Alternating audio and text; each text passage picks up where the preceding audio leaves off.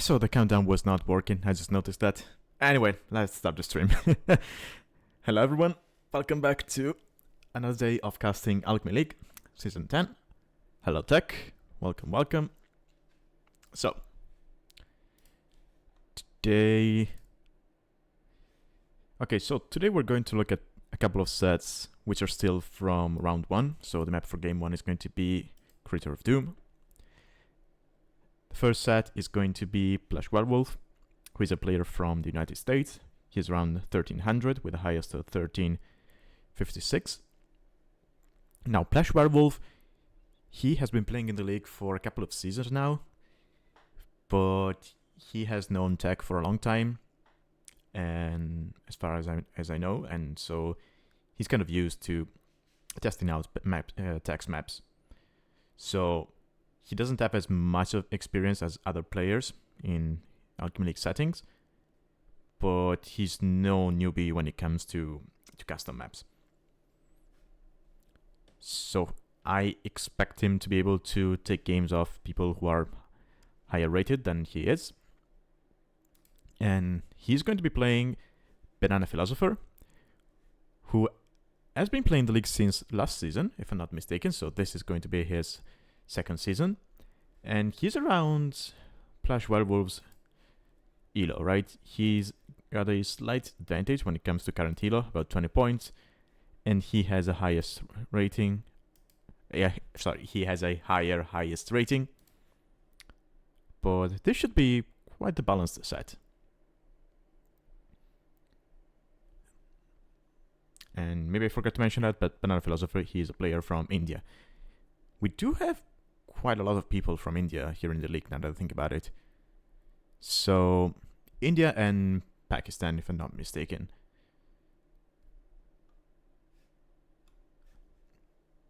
So, from India, I'm sure, was it Nagraj is from India? Nope is from India. I think I'm forgetting someone. I think Superhero is from Pakistan, right? Superhero 55.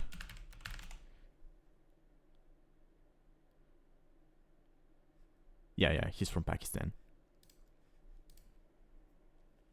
But yeah, these are going to be our two contenders for today.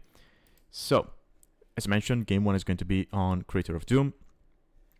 And then the way this works is that players can play either Player 2 or Player 3.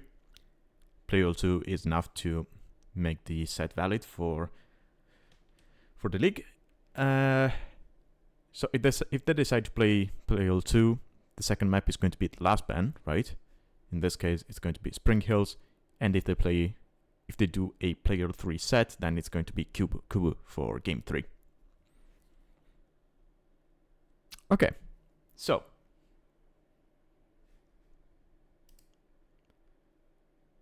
let's take a look at Civ Draft.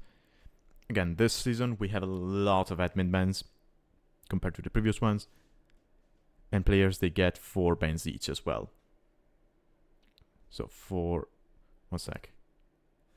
So it looks like I was dropping frames. I still am. Might have to restart the stream. So we'll see.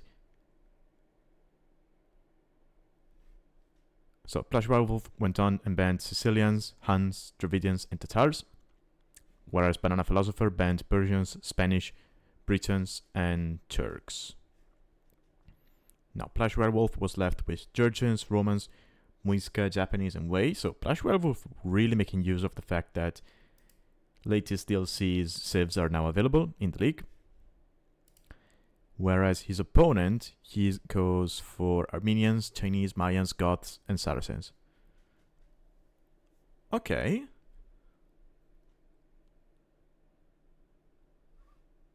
Both players have quite the variety in their drafts.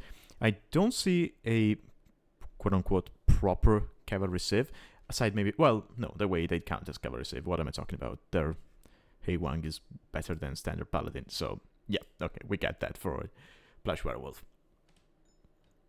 But BananaPhilosopher, it's more of a mixed bag, I would say. Armenians, they can do cavalry in Castle Age, but it's mostly going to be archers and then infantry.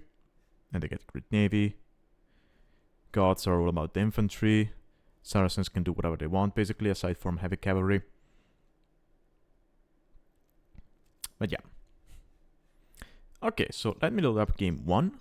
Actually, I've already loaded up what I'm talking about. I prepare for casting sets and then I forget I had already prepared. Let's get to Capture Age. And here we go. So, game 1. It is Muisca from PlushWerewolf and Goths from BananaPhilosopher. Okay. So, Creator of Doom, map for game 1. We saw this yesterday, but let's talk a bit about it again. So, both players start on this hill in the form of the shape of a ring, or a donut, if you will. There's gold here in the middle. You can walk on this water, and you should be able to build on it. You can definitely dock here around this, but you should also be able to drop, I don't know, mining camps and whatnot in the middle. We still haven't seen that, and I think that's due to the fact that that comes into play later on into the game, and games have not been going... I don't think I've seen a single game go to Imp on this map.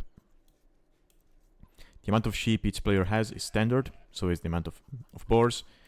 We actually saw someone laming, and laming is actually quite feasible here, because you're not that far away, right, from each other. You have double berries, but you have no hunt. Or rather, you have hunt, but it's chickens and hares. You never get deers on this map. You get triple gold, but only 2 stone. And in BananaPhilosopher's case, it's quite far away from his TC. But so is PlushWerewolf's. Okay, yeah. I don't know, this one looks farther away than this one, but maybe that's just the elevation messing up my vision.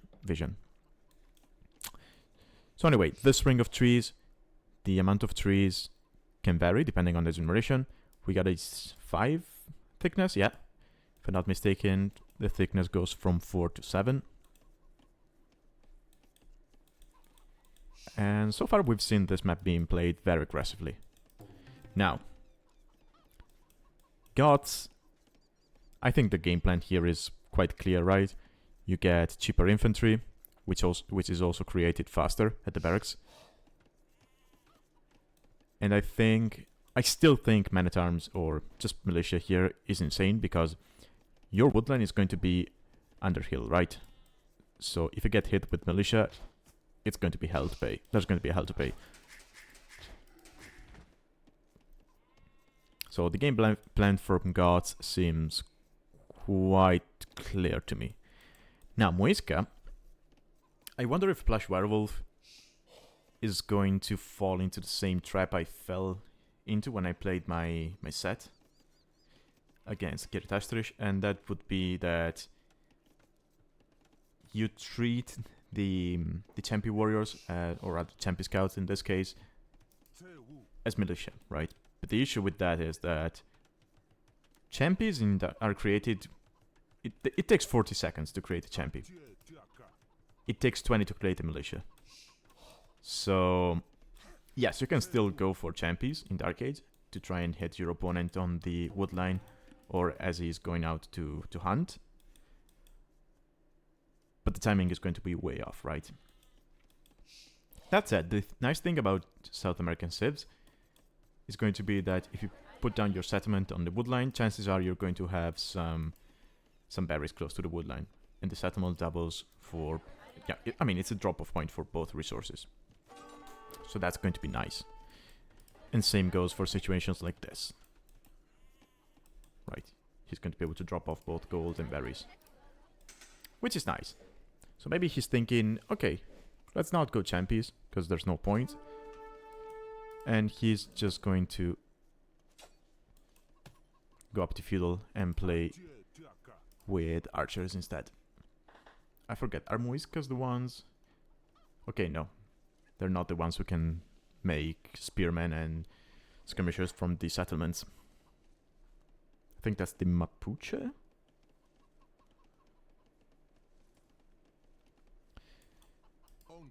So Tech, I'll be honest, I still don't know what the new South American civs are good at. I mean, I know what the 2P are good at because people have been spamming that Blackwood Archer. And I know the Mapuche are good with the unique unit from the Archer range, the Bolas Rider. I actually hate that unit. Muisca, they do have nice champions, right? Because they get more melee armor. And they do have decent Arbalesters. Overall, they lack the last armor upgrade, so they're going to be less effective against our Arbalesters and skirmishers. But they're going to be better against cavalry, technically speaking. Now, I think the Muisca still haven't been figured out properly, because they do have a very good monastery. They do have a very good bonus, with monks regaining faith 50% faster. And they do have a unique unit which is created both at the barracks and the monastery, the temple guard. So I think they're probably they're the most interesting civ out of the new ones, but they still haven't figured out. And I say they're the most interesting mostly because they don't have something that feels broken, right?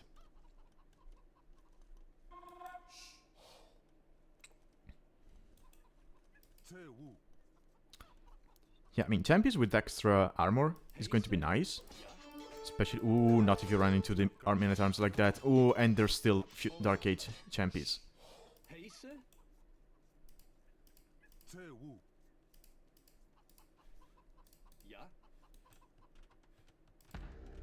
Okay, immediately PlushWerewolf immediately making the tower. Okay, also Muisca, they regenerate when they're close to settlements, which are also cheaper. I forget what the range is. Capture Age unfortunately does not show healing ranges for settlements, for Celts. Oh, there was a hole. Oh, there was a hole. PlushWerewolf is on the woodline. But again, these are Dark Age units. So they're very fragile and they don't deal that much damage. So Vils could even fight back if they wanted to. But now, due to this tower, the men-at-arms are going to be pretty much useless from BananaPhilosopher, right? Sure, you could try and go underneath the tower and sit underneath it and try to take it down. But then it's just 3 men-at-arms and they're weak. Or rather, they're weakened. So realistically, PlushWerewolf could just, jump out with the Veils and shank the men-at-arms. Even if the men-at-arms fight back, there's the settlement here, so units are going to regenerate.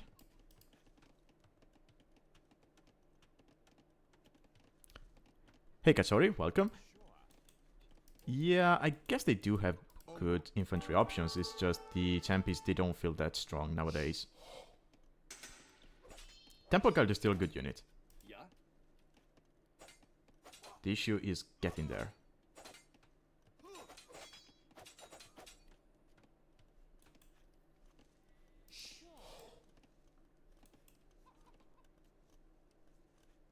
Oh, okay, sorry, it's BananaPhilosopher. Okay, sorry.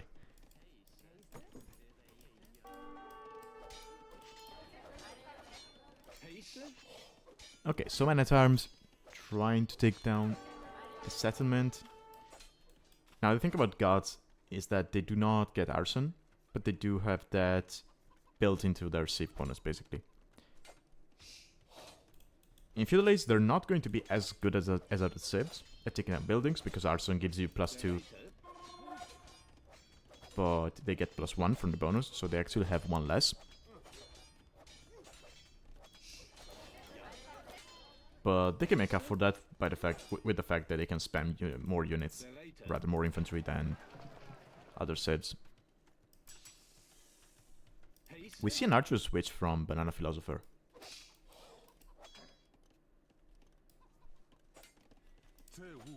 Against champion runners.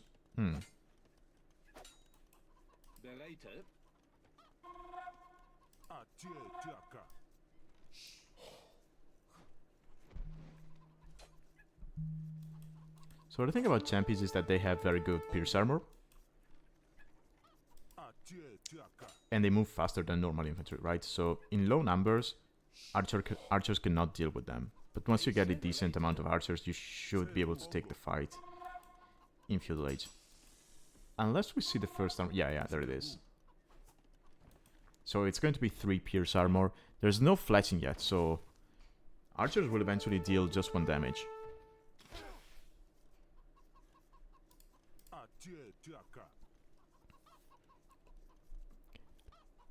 And the first armor should make it so that PlushWerewolf can potentially take the fight against the Men-at-Arms as well. The issue with that is that BananaPhilosopher is up to Castle Age.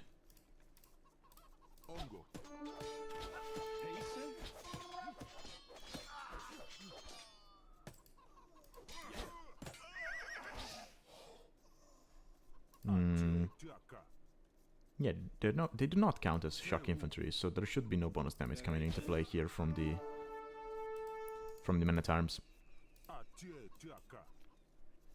So champion runners have 1 less attack than Men-at-Arms, but because you have 1 extra melee armor as Muisca, that should balance out. But then Men-at-Arms have 5 more HP, so I think you still need the first armor to make things even.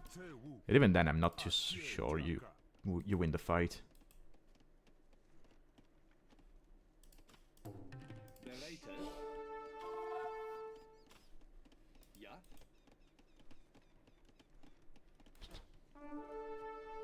And PlushWerewolf, he's staying heavy on champion runners. He's got 11 of them. And he's making more, but that's going to...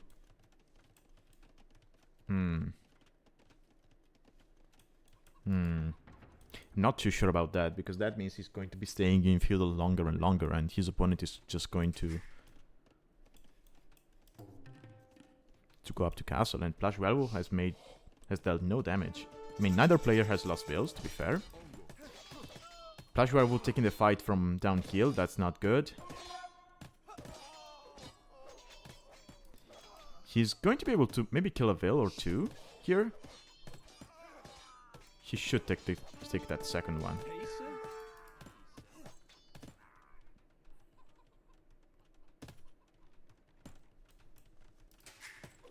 BananaPhilosopher getting the second TC up.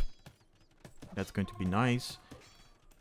And yeah, Knights should do it, right? He has started making archers. Didn't even bother with fletching. I think that's a good thinking. I think if you see this amount of champions, you either go Knights or you just use your Goth bonus and you go full infantry. One or the other, they both work in this situation, I believe. Because champions, they do have bonus against cavalry when they're champion scouts, but then they lose it when they become champion runners. Which is something I hate, by the way. I don't understand why it's like that, but sure, whatever. PlushWerewolf is going to wall this way, but units can still walk on this. So that wall is not going to do too much, except for maybe funneling his opponent's units towards the TC and the tower. Yeah. Yeah, BananaPhilosopher dropping in second barrack. Mostly because this one is going to go down.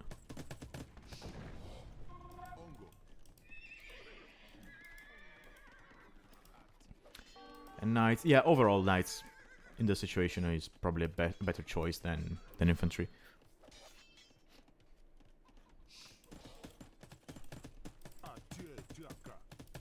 Monk defense against champions.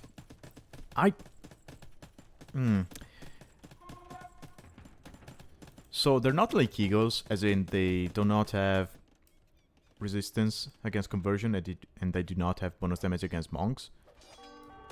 So it is feasible to go monks. The issue is also always going to be numbers, right? And the value that you get from the monks. So it's like when you see a lot of infantry, a lot of a lot of longswords and you go monks, converting one longsword is not going to give you that much advantage resources-wise. Now, of course, if BananaPhilosopher gets out, I don't know, 10 monks and converts 10 champions, then sure, he's not going to have that that resources advantage, but he's going to have so many army numbers that it's not going to matter, right?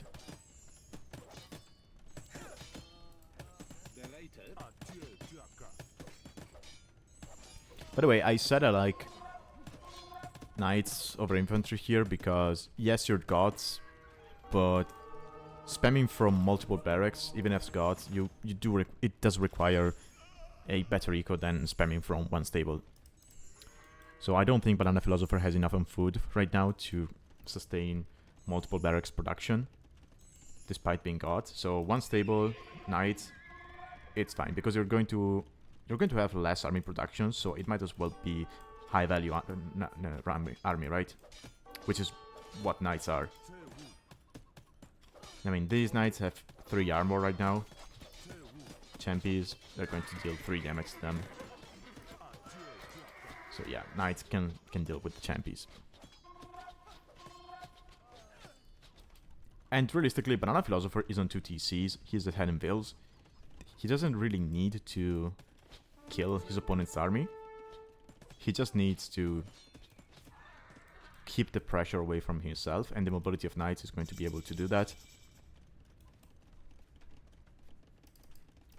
So if BananaPhilosopher just, you know, drops more eco, gets to, I don't know, 30 farms, then he can start thinking about spamming from 3 barracks, and I don't think the Muisca is going to have... The Muisca are going to have an answer to that, because they're not making archers right now. They're just going infantry.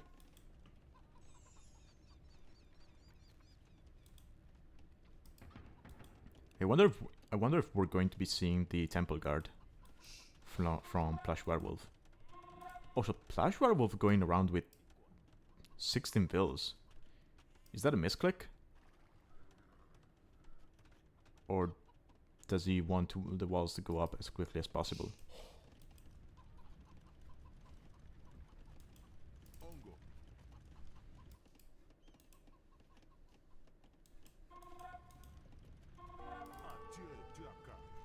But yeah, this is what I mean when I said that champions are kind of underwhelming right now.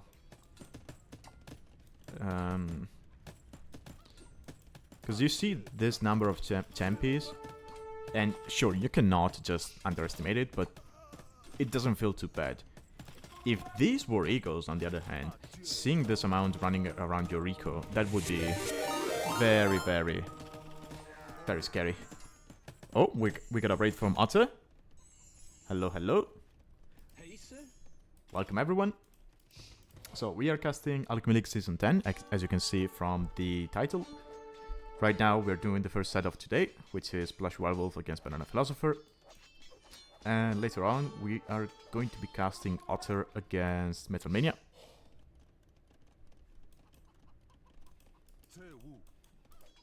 Also, Otter, I'm sorry, I don't know how to do a shoutout, but you're a mod here, so maybe you can do a shoutout to yourself. I don't know. I don't even know what the command is. But yeah, again, thank you for the raid. So, for everyone who just got here, this map is called Crater of Doom. As you can see, you have, well, a crater in the middle, where you have some oysters. You can walk on this terrain, and you can also build on it. Of course, you can dock this. And then you have a ring of trees around the starting positions of the players.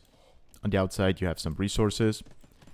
But truth to be told, I haven't seen anyone expand to the outer area yet in all of the games I spectated or played. I mean, BananaPhilosopher has a real chance to do that here. Okay, nice. Getting a castle up here that should stave off the pressure from his opponent on this side, and then you can just concentrate on the other.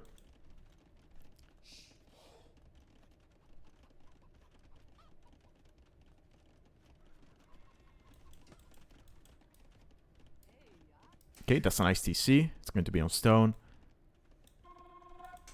Actually, how much does he know about the outside? I mean, he's got a stable, so I wouldn't mind seeing a single scout being created and sent around to scout the area. Oh wait, hold on. The castle was denied. Ooh. Yeah, these 5 knights should be enough to deal with this. They do have 4 melee armor. But yeah, there's monks in the back as well. And knights. Conversions come in. Okay, yeah, this castle goes up. And BananaPhilosopher, despite losing the vills who were built in the castle, he's still ahead by 20 vills, so he should be fine. PlushWerewolf on 2 TCs, but now he's going to have to deal with god infantry spam. Now that said, BananaPhilosopher has 78 vills, but doesn't have that many on food. He's now dropping a lot of farms, so we should see the Goth machine come into play in the next couple of minutes.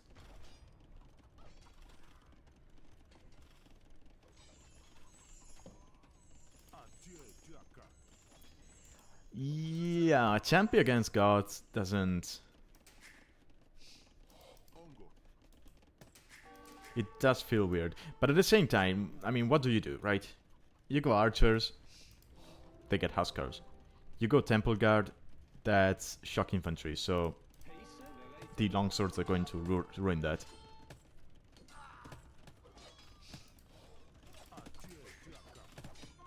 You go unique unit, again, they got the huskar.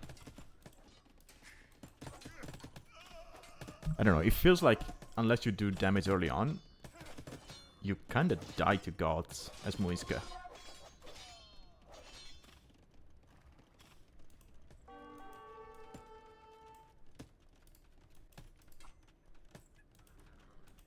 Zoom out a little bit more, like this.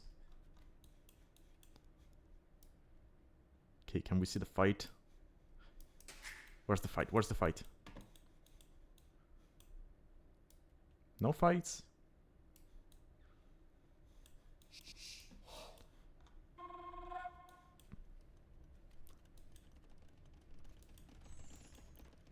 Okay, nice eco behind this. From BananaPhilosopher, he's almost at 90 vills. Bloodlines. Oh, I'm guessing he's going to stay on cavalry.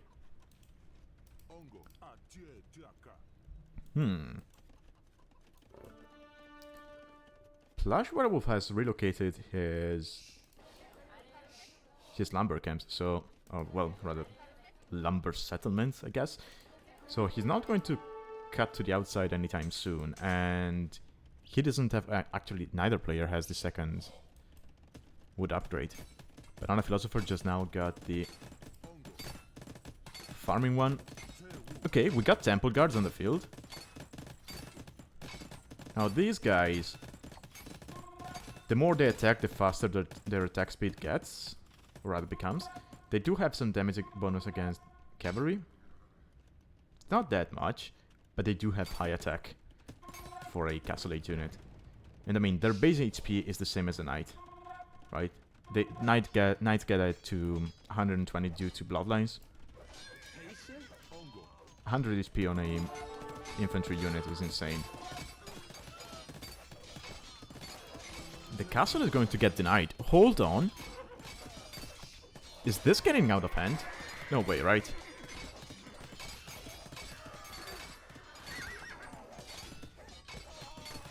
No way.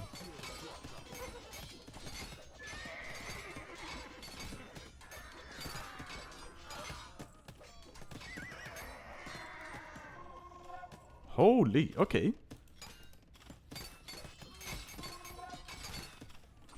Yeah, Otter, I agree. Gods making knights instead of infantry here gives PlushWerewolf a very good window. He needed to deal with the numbers from his opponent, and he's not been able to do that.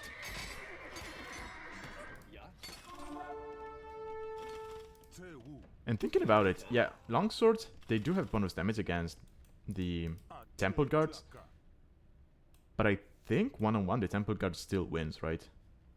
Just due to how massive their stats are. It's 9 plus 6, right? So it's 15, 17 if you get the armor, the attack. So with full upgrades, a longsword is going to deal 14 damage to a Temple Guard. Whereas a Temple Guard will deal 12 damage. But then the Temple Guard has 45 more HP. So yeah, I think one-on-one Temple Guard still wins. They also attack faster the more they attack, so... They do have bonus damage against buildings, right? Yeah. No, they don't. Okay. And they don't get arson. Huh.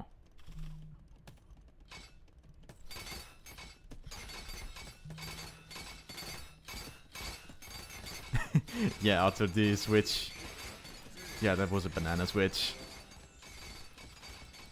Hopefully he still has a decent eco behind this, so he can still get to Imperial, get two-handed swordsman. I don't think you need champion yet.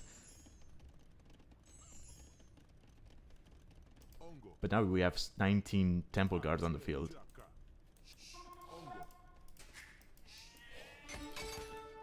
You know, I would like to see PlushWerewolf take a couple of vills and come forward and just drop settlements everywhere.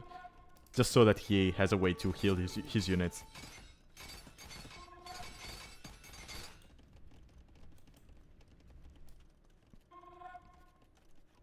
But yeah, BananaPhilosopher is going to hit Imp. But PlushWerewolf is not that far behind. Does he have the buildings? Okay, he's got a monastery. Yeah, he's going to miss the second building. I don't think he's got a university anywhere. Okay, he's building it now. Okay, two-handed swordsman coming in. Now, the fact that gods got to Imperial means the infantry is going to be even cheaper. And we'll see. Okay, it's now the same base attack for both units. Gods do not get the last armor upgrade, so these long swords are not going to become better in that sense, but we're still missing the first attack upgrade.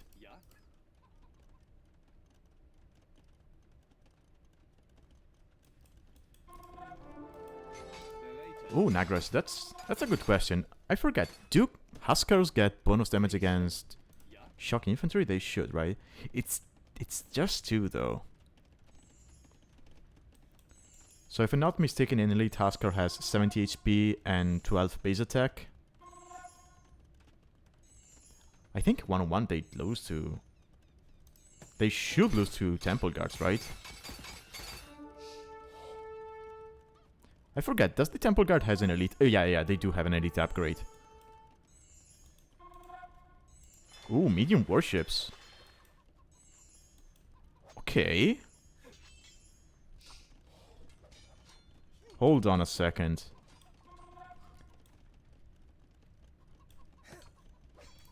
If PlushWerewolf goes for catapult ships, can it range these 2 castles? Probably this one, I'm not too sure about this. No, he should be able to range that. Yeah, catapult galleons, they have less range than a drone one, if I'm not mistaken, but he should be able to range that. Does he get siege engineers? He does, so that's an option.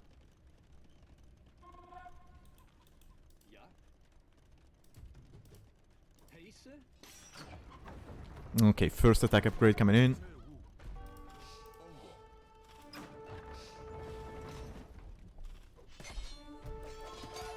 Okay, Werewolf taking a hill. This should be a win for BananaPhilosopher, yeah.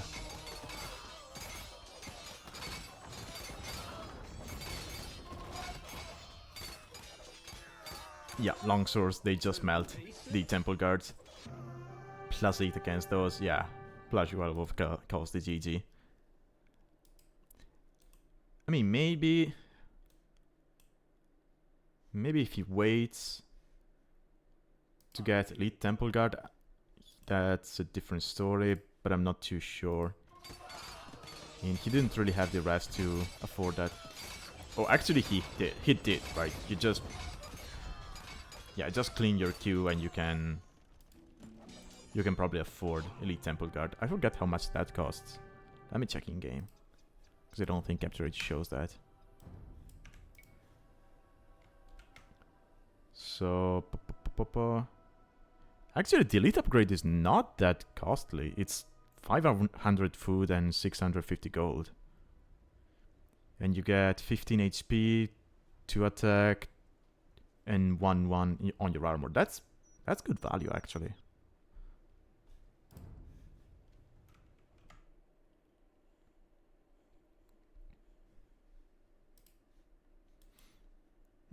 Okay, so BananaPhilosopher taking the first game. And we'll see. Honestly, PlushWerewolf did a great job at holding and staying the game longer than I thought. Because I thought Champion was not it. But, I mean, truth be told, it was a mistake from BananaPhilosopher to go Knights to begin with, but good play from PlushWerewolf to realize that his opponent was going for cavalry instead of, longswords. And he managed to capitalize on that by just spamming units and getting into his opponent's base. Imagine if after denying that castle, he just decided to go and check if his opponent was on the outside and started raining this eco. I think if he does that, even if BananaPhilosopher gets to Imperial, then he's got nothing, and PlushWerewolf can just take the game from there. Okay, let's go on to game 2, which should be on Spring Hills, right? Yeah.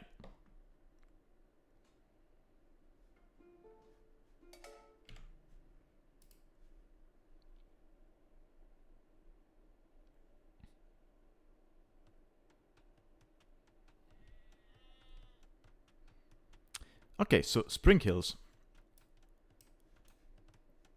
So this map, you start with a TC and 4 towers around it. You have tons of resources around your TC. You have double berries. You have 16 tiles of gold and 10 of stone. You have the regular amount of sheep. There are some extra sheep around, and there's neutral markets in the corners. Wow, that was loud.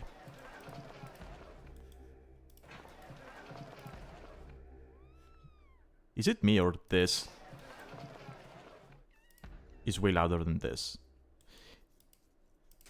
Anyway. So you do have a lot of resources. You have double patch of deer, actually triple patch of deer. But you get no boars, so that balances out. But you only get a wood line around your base. And that's always going to be on the front. So you need to keep that in mind. You do have other wood lines around the map, but they're far away from your TC.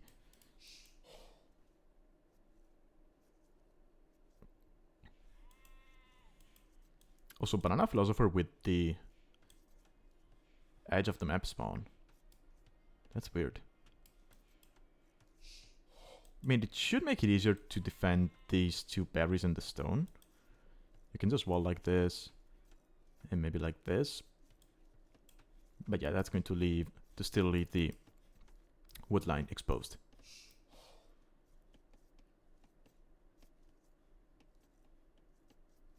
Huh.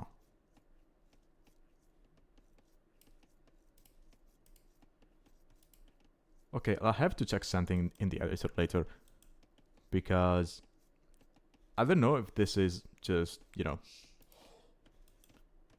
if this happened just by chance, but you see how both have their stones and golds in a cross pattern, and you have your gold opposite of the other with the TC in the middle, right?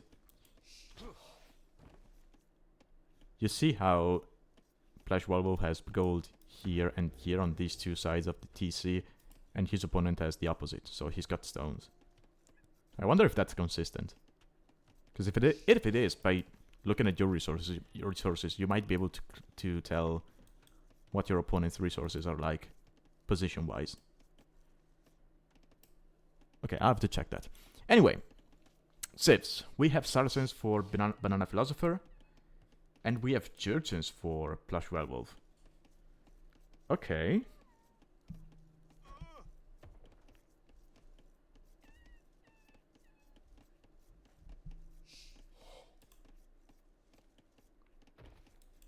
So, Saracens, they can do whatever they want, basically. Jurgens, you can play Feudal. You can play FC into some kind of unique unit. Maybe not the Iron Pagoda, because, yeah, that's a good unit, but it's quite costly.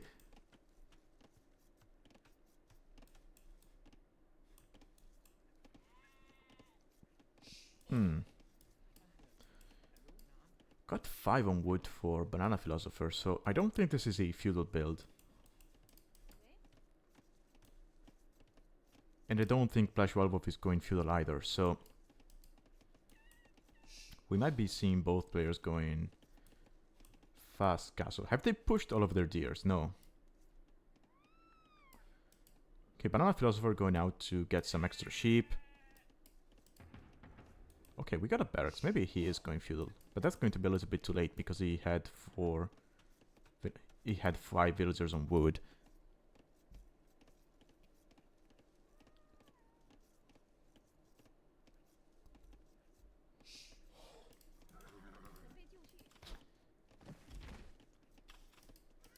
So, Tech, I'm glad you asked, because Jurgens are one of my favorite civs, actually. So, I still think they have one of the craziest scout bonuses in the game, because they attack 25% faster once they get to feudal. That's an insane bonus. So, they can do scouts, they can do step lancers later on. They do have the grenadiers as their unique unit, which is pretty nice. The faster attacking bonus applies to all mounted units, so that counts for CA as well. So you can just do a scouts into CA play. Your huntables and your herdables do not decay, so you can do some kind of stupid play where you have, like, I don't know, 4 to 10 carcasses underneath your TC and none of them is decaying, and the food is always going to be optimal. Yeah, they're a fun civ to play.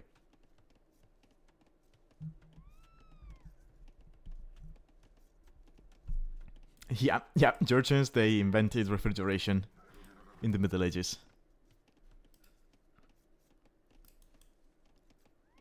Actually, many cultures had some kind of refrigeration before that, but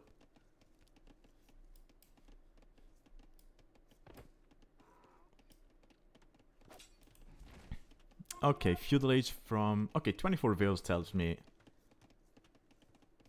he was a little bit late to go, though, so this might not be a fast castle. Maybe just the lack of boars kind of made them screw up their builds. Okay, 2 militia, going to be 3. Yeah, this is going to be man-at-arms into archers. PlushWerewolf gets up to feudal faster, but he's got less vills and a lot more idle TC time. And he's going for scouts, okay.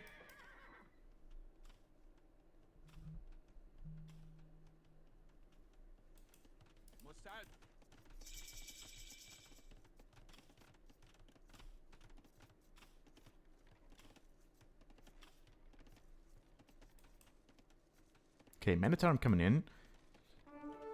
PlushWerewolf should be able to wall them out if he sees them coming, right? Just a couple of small walls here. And then navigate on the wood line. Oh!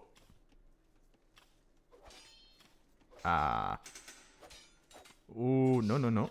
Don't take the fight. Okay, 1 bill down. His own wall is laming him. 2 bills down. Oh, okay, this is great for BananaPhilosopher. Yeah, just get out now.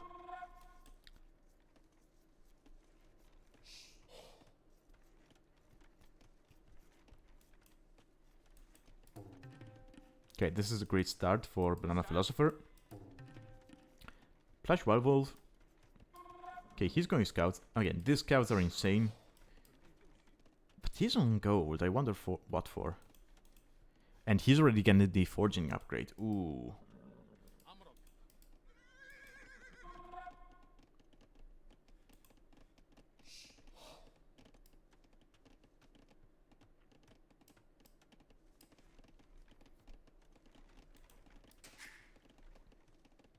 I mean, between the damage he took and the LTC time, PlushWerewolf is behind by 6 fills right now.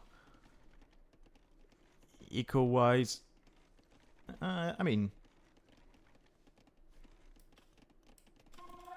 I do prefer the fact that we have double bid X for BananaPhilosopher here than the horse color.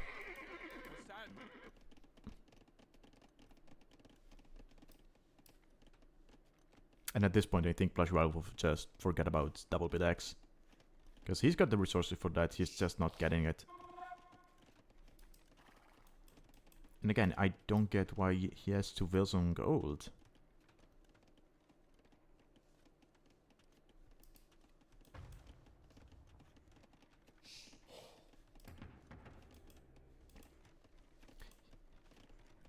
Yeah, Otter, I agree. Many times should not be able to take vills down on the wood line. I mean, the only damage many times should be able to find here is just running up to one of the towers in the back, sitting underneath it and taking it down eventually, but even then, if your opponent is going archers, then you just die. Okay, good amount of archers here for BananaPhilosopher, coming forward with 3 archers and 3 man-at-arms. He should be able to get in, right? You just cannot wall out Saracen archers with palisades, especially if they are supported by man-at-arms as well. I mean, this is not walled up yet, so... PlushWerewolf might lose a lot of vills here. Where are his scouts, by the way? Okay, he's running around with 3 scouts, doing... well, getting extra sheep, I suppose. Is this vill going to survive? No, right? No way. Okay, no, it dies. Okay.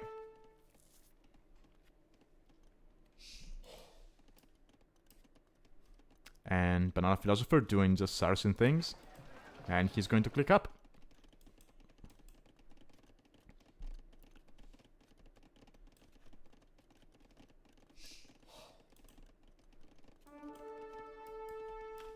I wonder, as Saracens, is your play just straight Mamelukes in this situation? I mean, you did damage, you killed 3 vills.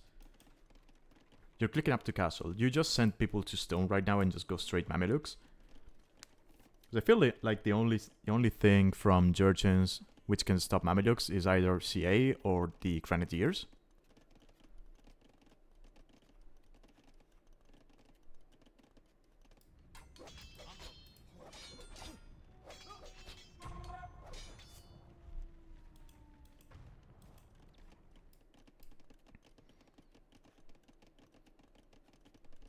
I don't know, Otter. They are actually... I tried them against Mamelukes and they're not too bad against Mamelukes.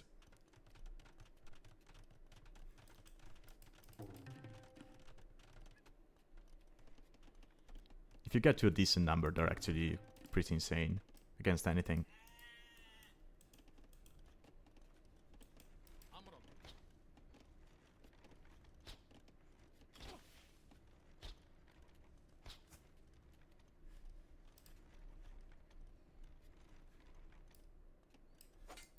Oh, okay, it was just a random wolf.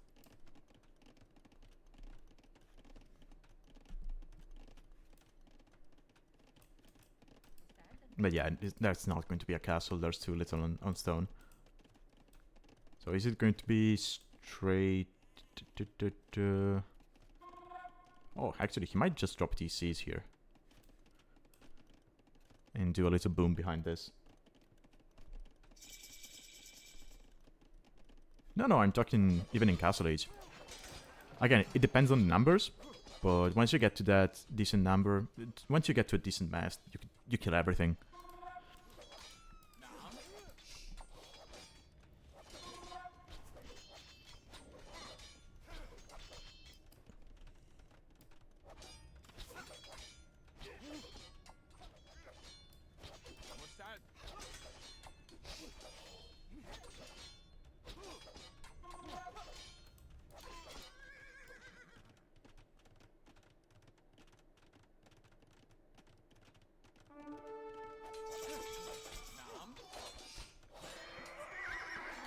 Okay, this tower will go up. There's no way BananaPhilosopher denies that. And it should be enough to keep him alive. Okay, we got pikemen. Oh.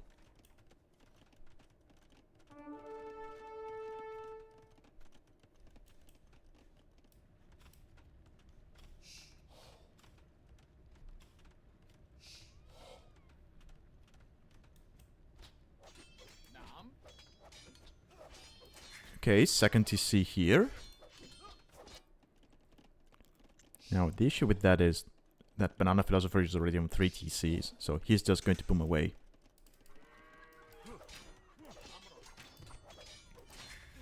TC should not get denied here. We have Fire Lancers from PlushWerewolf, okay. So, they're not mounted units, but they are affected by the Georgian faster attacking bonus as well.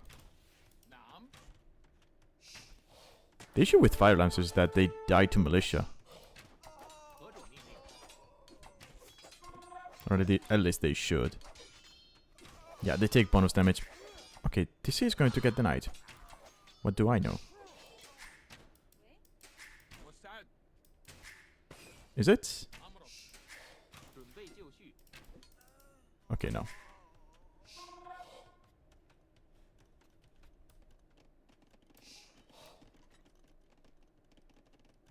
Okay, decent eco behind this. I mean, BananaPhilosopher lost his forward units, but I mean they managed to find more damage than they should have in the first place. So this is a good position for him. Almost double the amount of vills. 4 TCs against 2. Getting Botkin now. And I would like to see him produce more crossbows here. Kind of saw this the previous game as well. BananaPhilosopher was not keeping the military production up, and that gave PlushWerewolf a window to deal some damage. Now, of course, BananaPhilosopher ended up winning the previous game.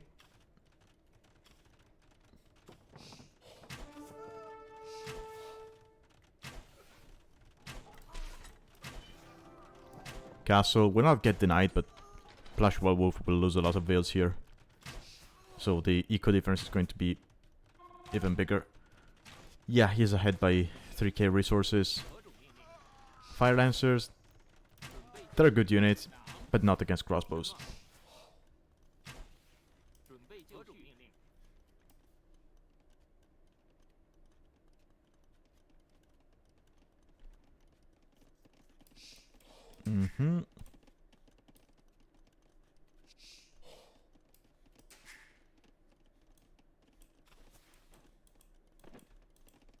Okay, there's still some hunt on the field, so BananaPhilosopher is going to go for that.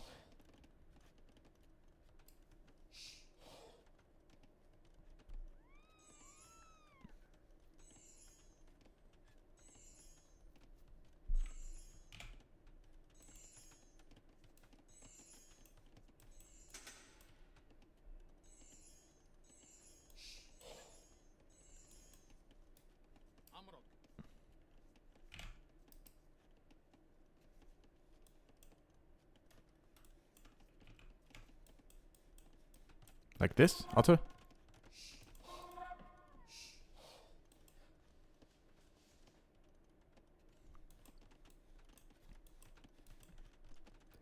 I'm so used to that range indicator anyway that I don't even notice it nowadays. I still hate it, by the way, that they added to the game. I don't think it should have ever been added to the game.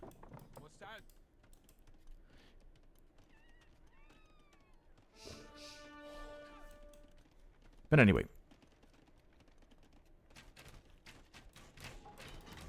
Double Siege Workshop.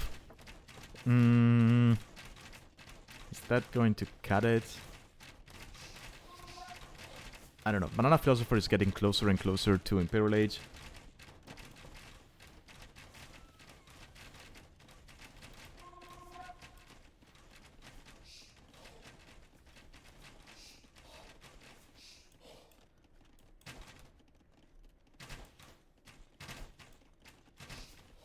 sledging coming in, probably for the fortifications from PlushWerewolf.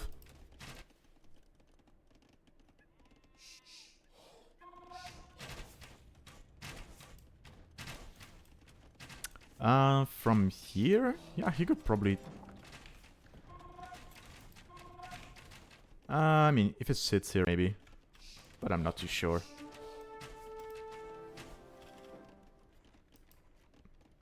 Actually, yeah. You sit here, even if your opponent gets Botkin arrow, it gets up to here. So you can deny this wood, but maybe not this one.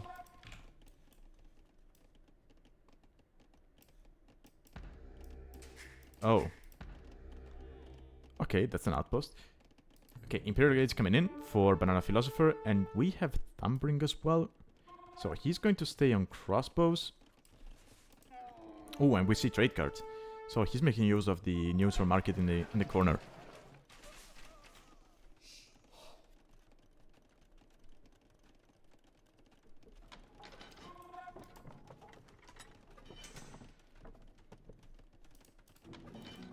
Okay, university probably for ballistics and then chemistry as well.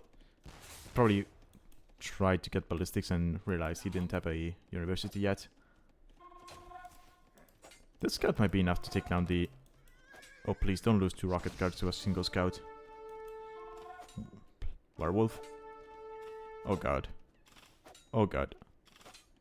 Okay, just 1.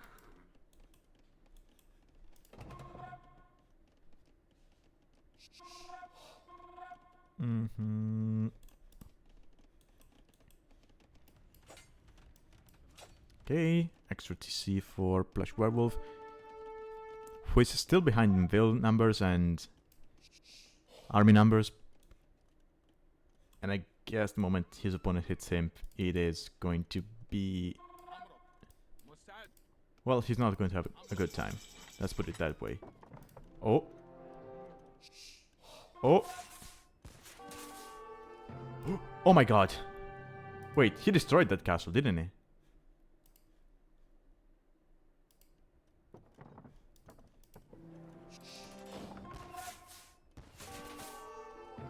Okay, no, BananaPhilosopher did it. Oh. Yeah, but yeah, PlushWerewolf calls the GG, and that's it.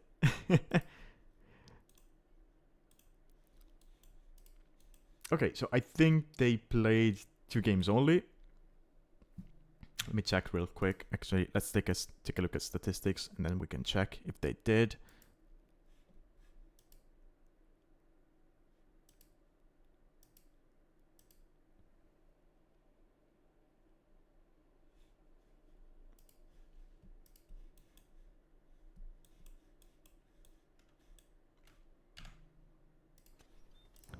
Let me check. Was it 2 games?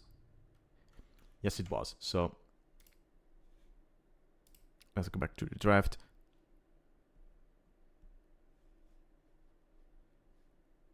So our next set is going to be Metalmania against TheOtterOne, who is in chat right now. So let's talk a bit about players. So OtterOne, he is a player from Germany, currently sitting at 1600 with the highest of 1735. And he's basically played every single season of the league, except for season 2. So he's a veteran at this point, and I expect him to have a very good set. His opponent is going to be Metalmania. He's a player from Argentina, currently sitting at 1500, but he does have a highest of 1676. So, ill advantage to Otter, experience advantage to Otter, but Metalmania, he's shown in previous seasons that he can take games from people who are higher rated than he is. So, this should be a very nice set. Okay, speaking of drafts, we do have Creator of Doom as our Game 1 map. And then for Game 2, we're going to have Immigration. And if there's a Game 3, that's going to be on Bear Valley. Oh, actually, I cannot wait to see Immigration. So as usual, we have 16 admin bans, I think it is. I think I counted them yesterday, but I might be mistaken. And then each player goes on to ban 4 civs each. So Metalmania went on and banned Persians, Dravidians, Romans, and Mongols. Whereas Otter banned Japanese, Lithuanians, Burgundians, and Georgians. And actually, I just noticed. Hold on a second. No, I keep getting that wrong.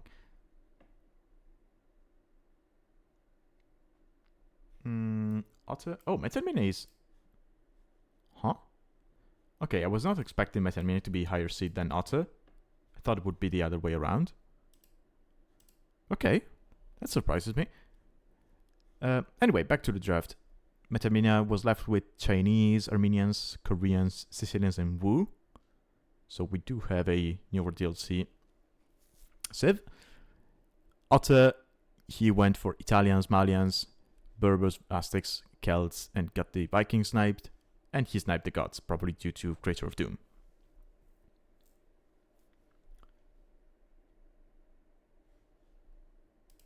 Okay, so let's load up game 1. And we can jump straight into that.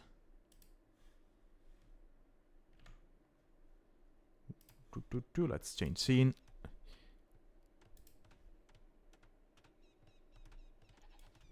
Okay. So, Creator of Doom, we have Metalmania playing in the grey as the Armenians, and Otter playing in the yellow as the Malians. And we have a thick ring generation. That's 9. No, wait, it's 8 trees. Yeah, 8 trees. Okay, so it's going to take a while for them to get out. It's 7 on this side. Am I not selecting Sun? Huh.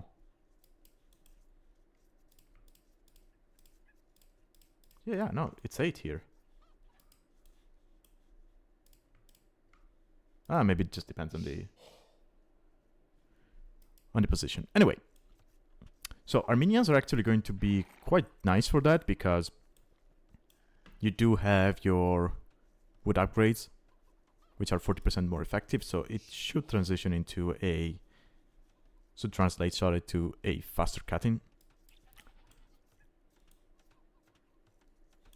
Otter, he is not going to get that, but I mean, he's Malian, so he's got very decent bonuses himself. Yeah, Otter, the ring size varies. I think the lowest it can go is 4. I thought the highest it would go is 7, but apparently it can be 8.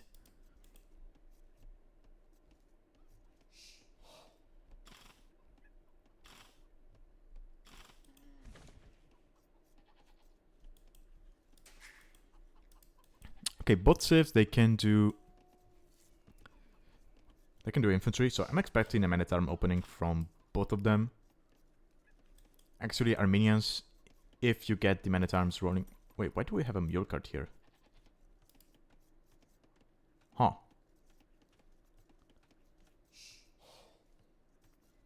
That's interesting.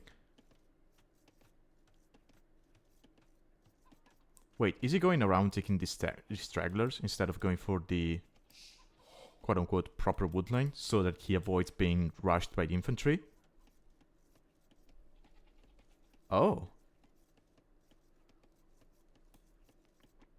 I don't think I've ever seen that. Okay. I mean, either that's genius or that's dumb. I've got no other way to describe that. We'll see.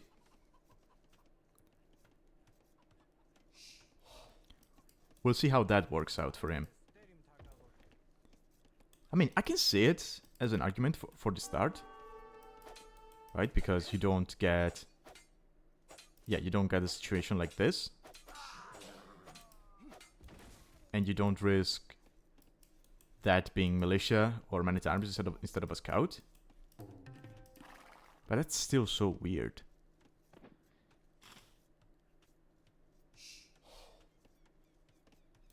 I mean, it's going to be good at the start, but I feel like the longer the game goes on, the worse it is. I mean, you're going to be so much later to the outside compared to your opponent.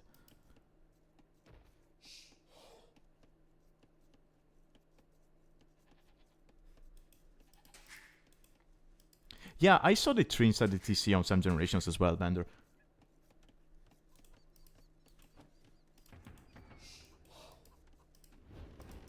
I don't know what is up with that.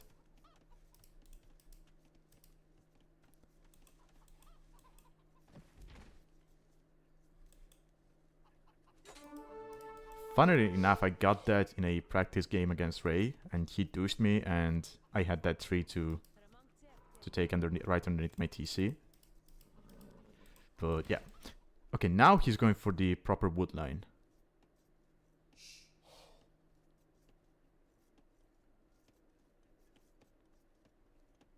Was he just trying to avoid the walk-in time in the arcade?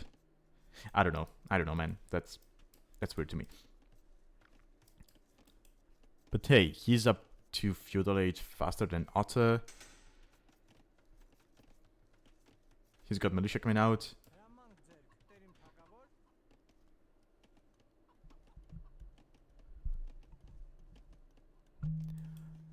A dock instead of a mining camp. I mean...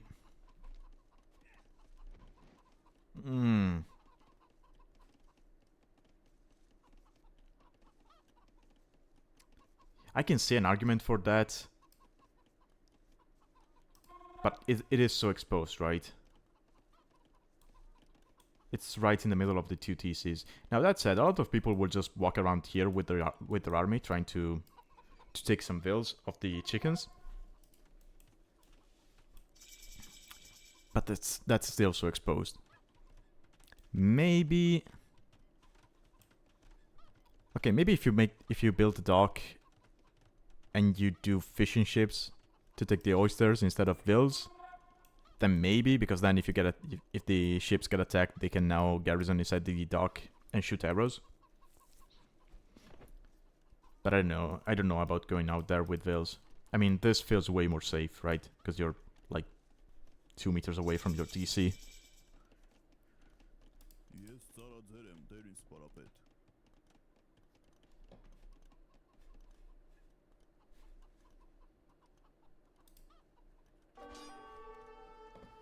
Okay. Metalmania's men-at-arms coming in. They will not find any damage. I mean, they pushed Otter off these chickens and the berries. But now there's men-at-arms coming in from Otter. And Otter... Ooh. Yeah, Otter might find some real damage here. There's no walls whatsoever.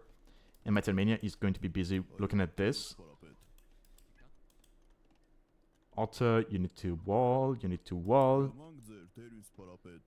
That's 2 dead. Yeah, that's 2 dead vills. Oh, he destroyed the mining camp. Okay. I mean, you're Malians, so it's cheaper. Okay, Otter needs to find some damage here. Okay, 1 vill. Might be able to kill another. Oh, they're on stand ground. Ooh.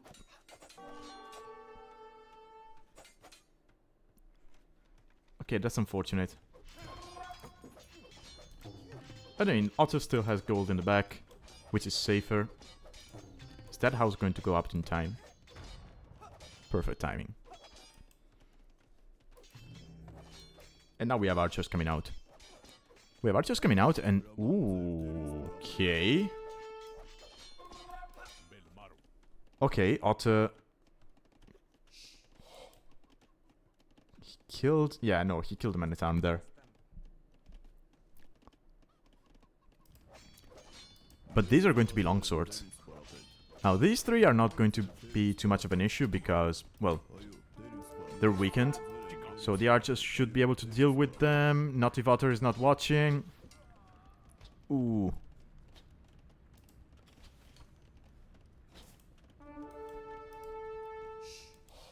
Okay, I think Otter is still fine. He's behind in eco, sure. But getting longswords here is a huge investment. So Otter, he just needs to stay alive here for a couple of minutes. Once he gets to, I don't know, 10 archers, then he can engage against the longsword. There's still no armor on them. Yeah, fletching and 10 archers, and I think Otter is fine. I mean, the longswords cannot dive the TC because they will just die. Okay, saves that Veil, that's nice.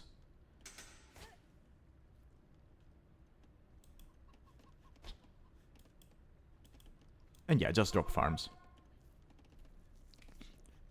You're not making infantry, you're not making scouts, so you don't need... I mean, the only food you need is for Veil production. So losing the batteries, it hurts, but it's not the end of the world. And yeah, now, yeah, with a little bit of micro, you can just take this. Yeah. Yeah, Otter is fine. Metalmania going for arson, I don't think that's a good idea. I think getting a blacksmith and the armor, either for the infantry or for the skirmishers, is the play here. Because you're not going to be able to engage buildings anyway, for the time being. Because Otter has got archers.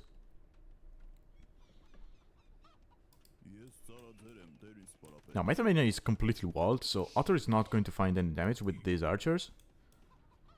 But they do give him map control, so if he wanted to, he could maybe move out here and start taking the chickens and the hares.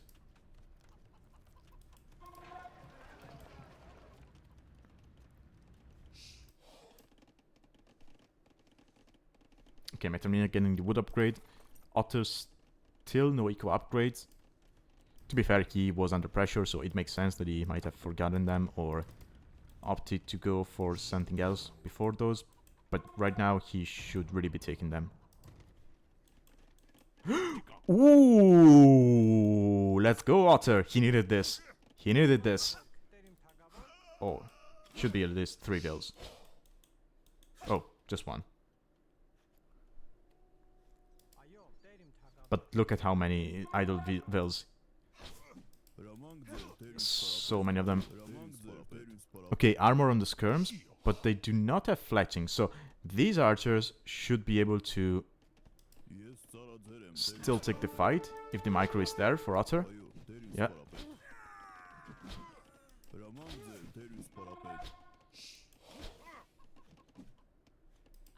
Ooh, the gate got destroyed. House. Wait. Huh? That's not a hole? Really?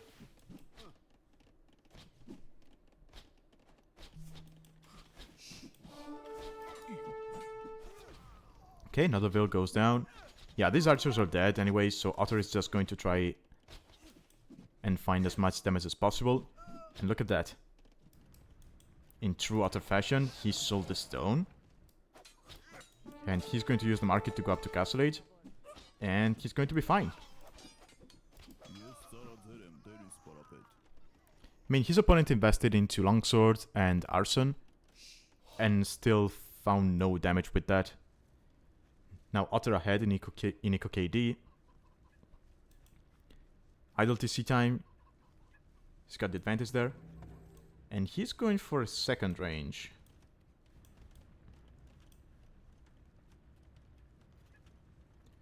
So do you stay on archers on this in this situation when you know your opponent is going skirms?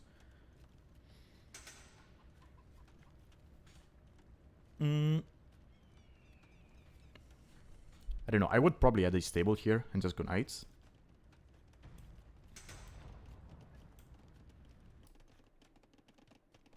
Now that said, Otter might be thinking that his opponent is ahead with the timings and that he might be on his way up to Castle Age. So he might be thinking, let's not do a tech switch, let's stay on archers, mess up numbers and get to Castle Age and try and do damage with crossbows.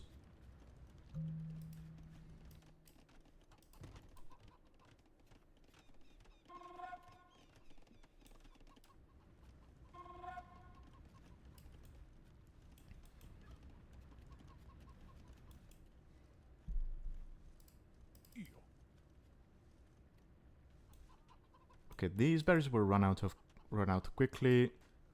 Where does Otter go from there? Actually, let me check something too. Okay, villagers drop off 10% more gold. So that should apply to the oysters as well. Not just mining. Not just mining camps. Or rather, gold mines, sorry.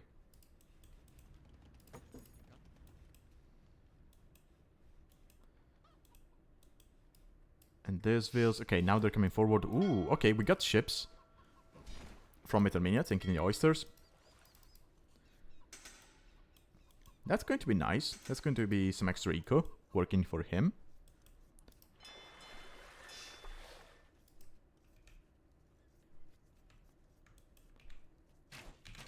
Okay, so this is the range of the dock. Yeah, Otter cannot get in here unless there's a hole.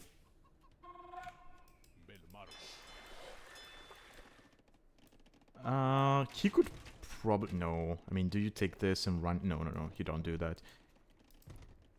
Yeah, he would need to attack from this side, but of course, I don't think he knows about that.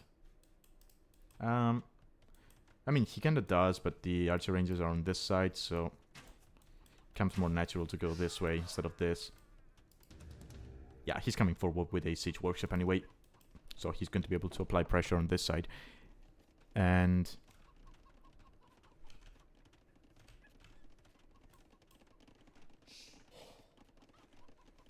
yeah, we got Castle Age from Metalmania. Is that going to be enough? I don't think Metalmania is in a good spot here. This gold is going to get denied by a single mangonel. We got galleys.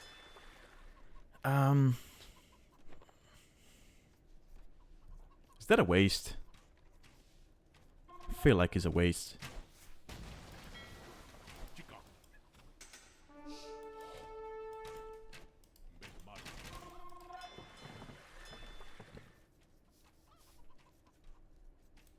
I mean, mangonel should be enough to deal with the galley anyway.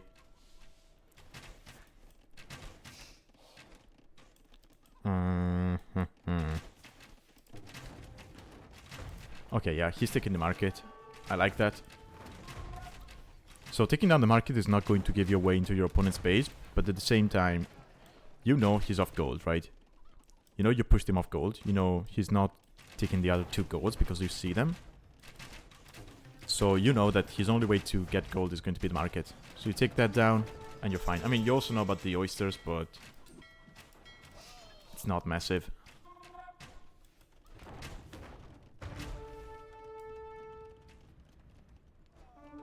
Although I would like to see, what I would like to see from Otter is some extra TCs here.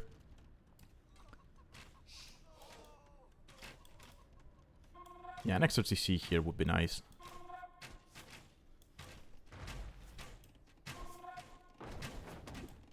Okay, now we got Elite Skirm coming in for Metalmania, but, I mean, there's Mangonels on the field, so... Elite Skirms are not going to do too much.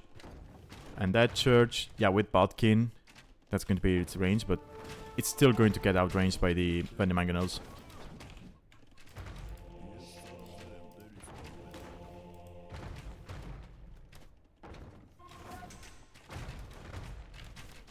I'm dropping frames, I'm being told.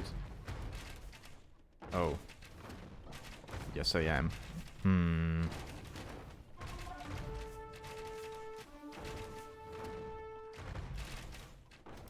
Not sure why.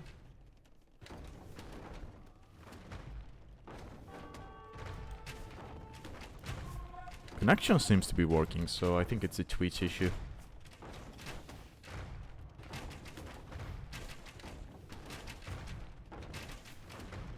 Hold on, let me try something.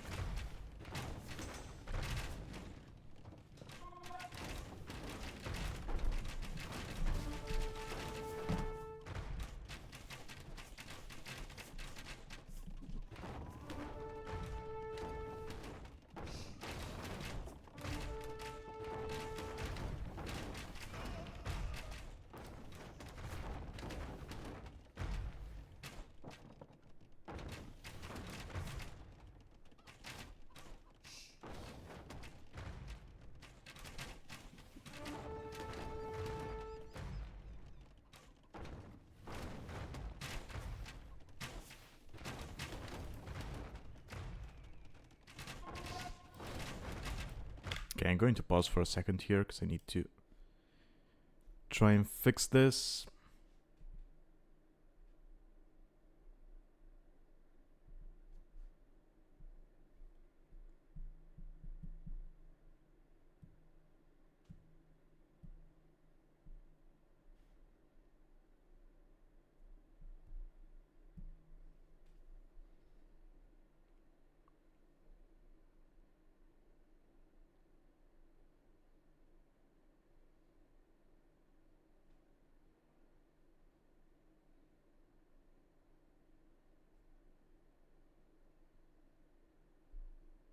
Okay, we should be back.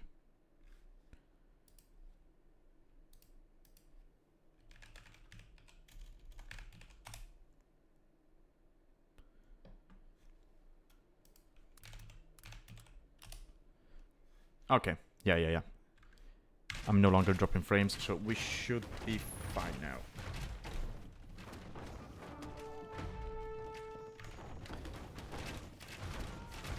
I just restarted my connection to be sure, and it seems to be working now.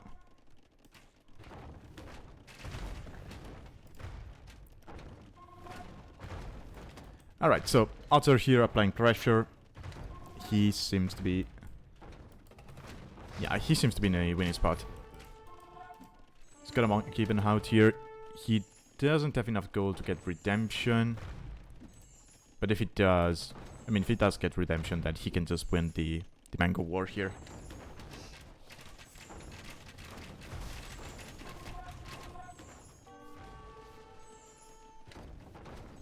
And no, I'm dropping frames again. I'm sorry, guys. I think it's just Twitch issues. Because my connection is working just fine.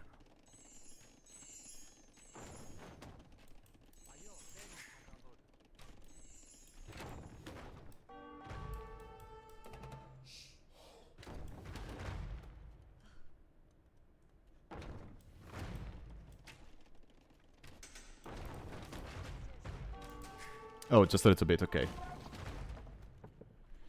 Yeah, honestly, Tech, I thought about trying to give YouTube a shot.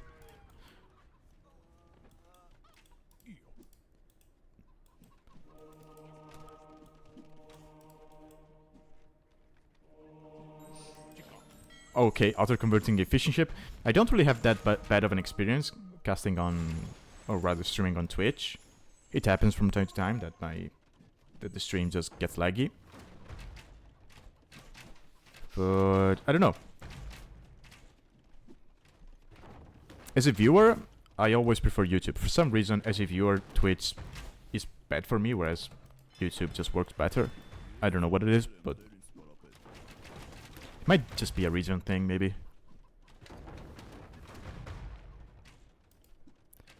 Okay, so the chat is not being updated on stream.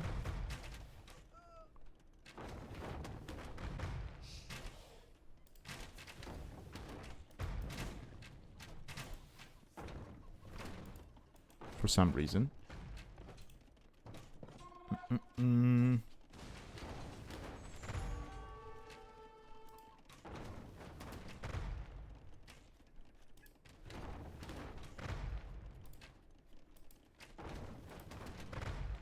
Okay, let's see if it updates now.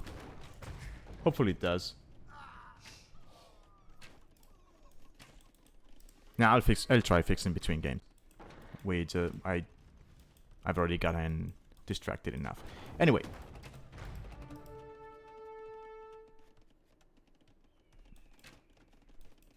Anyway, Otter is up to Imperial. He's actually behind in Vils, but he's got the position advantage. There is CA on the field now for Metalmania. They do feel like a weird choice for Armenians because you do not get Thumbring. You do not get heavy CA. So there's that. And Otter is getting... Yeah, he's getting Imperial, he's getting Ballistics with the Malian University. Now that said,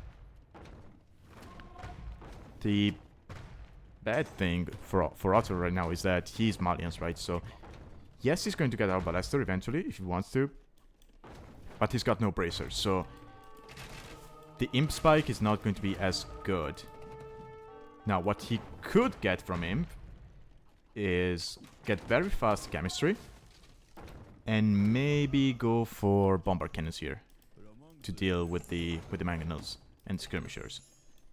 He could do that. He doesn't really have the eco to do a tech switch, so I think he's just going to stay on Braceless, Bracerless Arbalesters.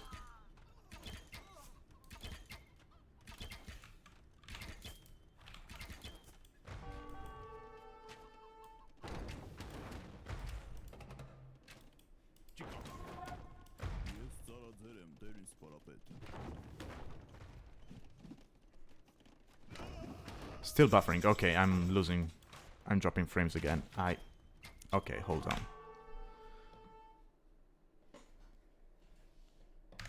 This is getting ridiculous.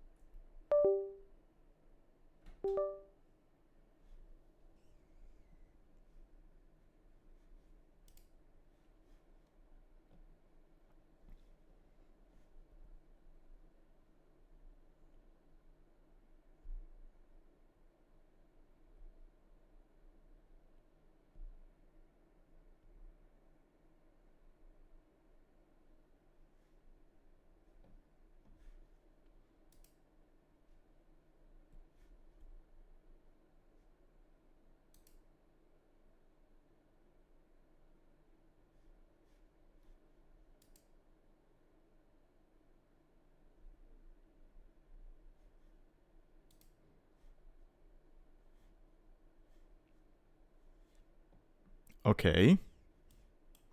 Are we there?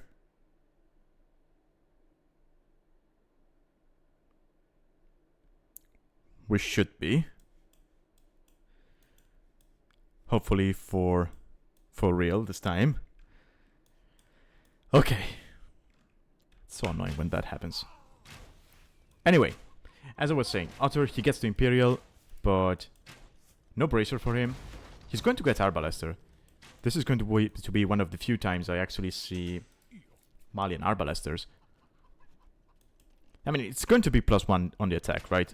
So against the skirms, it's still going to be enough, or rather decent. Again, I would really like to see chemistry from him. I think Bombard Cannons would do so much for him here. And he needs to deal some damage real quick, because behind all of the pressure, Metalmania was able to drop some very healthy eco. Otter's eco, not looking that great. He stayed on 1 TC. His gold is exposed. I mean, he's taking this one right now, so that's nice. But he's behind by 34 bills. I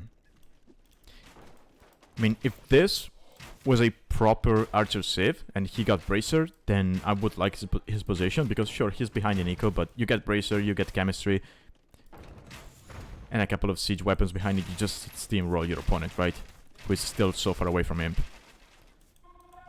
But Metalmania is buying himself time. And Otter has not been... Ooh. Actually, Metalmania might be able to get in here. Anyway, I mean, it's just 9 skirms and a mangonel. I mean... That's karma, Otter. There's no other way to put it. You found a hole at the start of the game, now he finds a hole. So yeah. There's a couple of Arbalesters here to defend. But yeah. Metalmania needed that raid. And Otter is not going to be able to clean it that easily, because it's still skirms, right? With full upgrades from Castle Age. And Otter... Oh, Castle Drop. Yeah. Yeah. Oh. No. Okay. I like the decision from Otter. A lot of players would have just stayed on the castle with the girls and tried to kill the Mangoner at the same time with the Arbalesters. I think Otter going back with the Veils for a moment. Oh, holy mother of deleting. Yeah, Otter going back with the Veils and saving all of them was the right choice, especially considering that he has... I mean, his opponent has almost double the eco. Otter cannot afford to lose a single Veil, basically.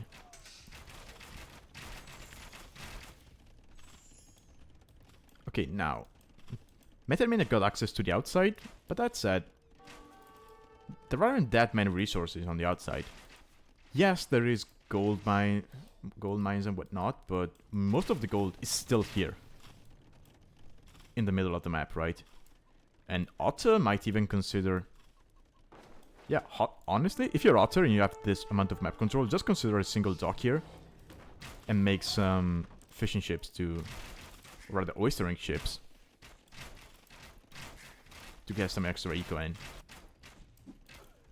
Right? If you're not dropping extra TCs because you don't have the food eco to sustain those, just go for oystering ships.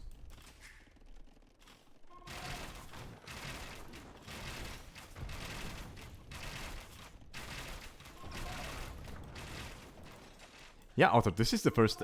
I mean, this and the previous game are the only 2 times I've seen this map go... I mean, a game go on for this long on this map. I mean, granted, this is the 6th game I think I watched on this map. Either watch or play on this map, so...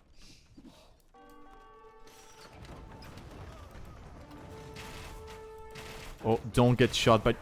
No! No! No! Jesus!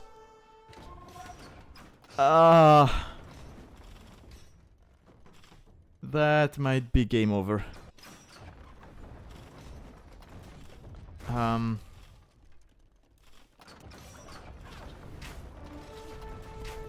Yeah.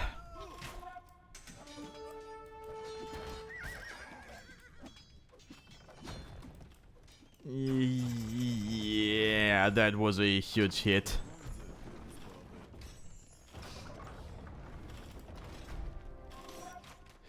Okay, so Otter is now expanding to the outside.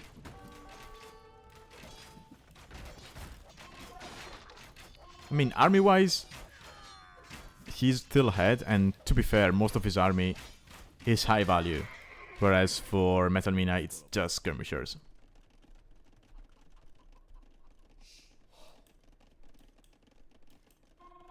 But the eco behind this from Metalmania is still no horse color. Wait, is this going to be a church rush? I mean, he is making the warrior priests, but I don't think that's going to be enough to deal with the Arbalesters. Even without Bracer.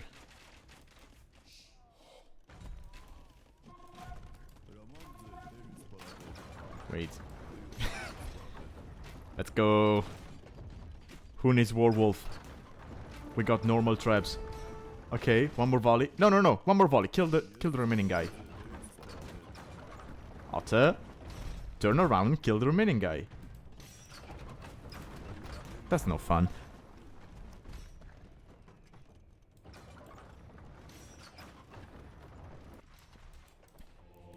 Okay, Sepson, I can see your point, but I've seen it work very well in at specific times. And on specific maps. If done correctly, it can be a strong strategy, but yeah, here is not going to work. Okay, Otter stabilizing. Stabilizing, okay. Dropping TCs, it's cheaper for the Malians.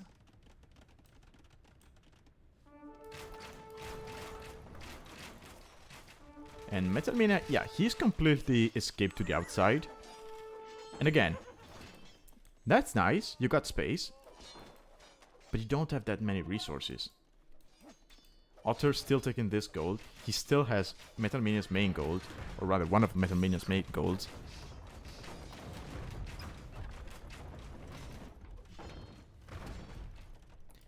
He's now switching to completely to Cav. That makes sense. We're starting to have a healthy food eco. Another TC. Nice, nice.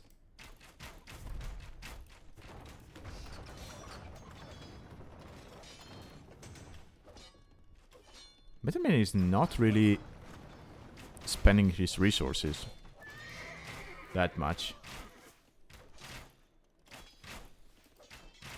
Rest collected. Yeah, he's ahead by 10k, but he hasn't been able to do too much with that. Now he should be able... Okay, we're starting to get some Arbalesters out here. Sanctity for the Warrior Priest. That's nice. There's relics on the outside. That's true.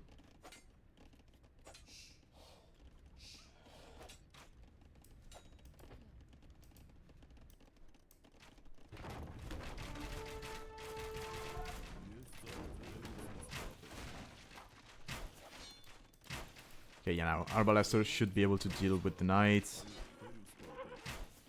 We're still missing chemistry, so the damage output is not there yet. It's not there 100% for Metalmania. Oh wait, Otter doesn't have chemistry either. Does he still? Yeah, he still has the University. Is University there for Metalmania? No. There it is.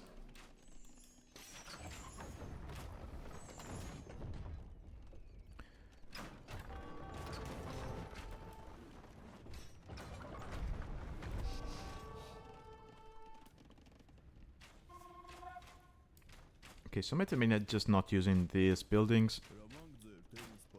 Just walking. Just passing. Another TC. Otter is catching up in eco. So which civ is better in later stages of the game? I mean, Malians have to be the better civ, right? Especially on a situation like this, where Metalmania is not walling. Actually, can you even wall this ring? I think you can.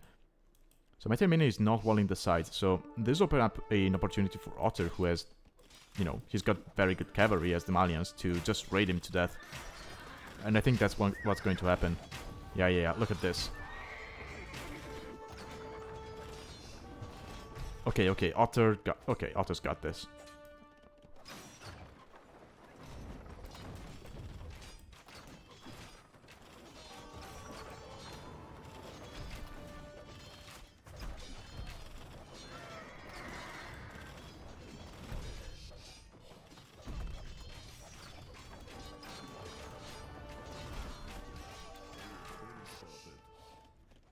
Yeah, Otter's eco is going to be very good behind this. He really does not like that outpost. Okay. Okay, pikemen coming in for Metalmania. Is that going to be enough? Because I feel like if Otter sees pikes, he can just go back to making some Arbalesters, right?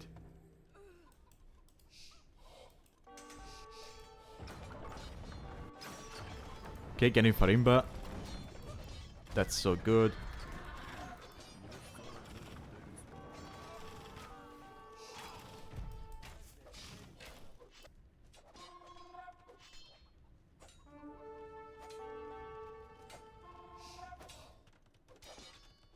Yeah, more stables.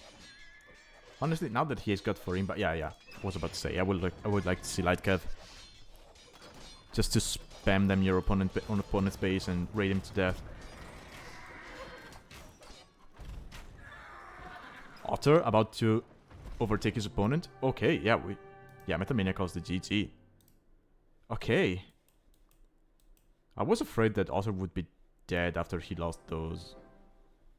What was it? I think it was about 20 Arbalesters. And he had half of his opponent's eco. But... he got the position.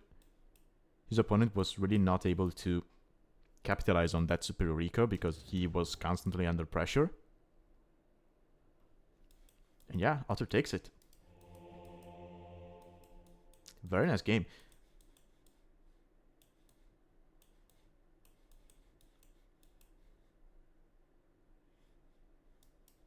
Still no chemistry, right? Yeah.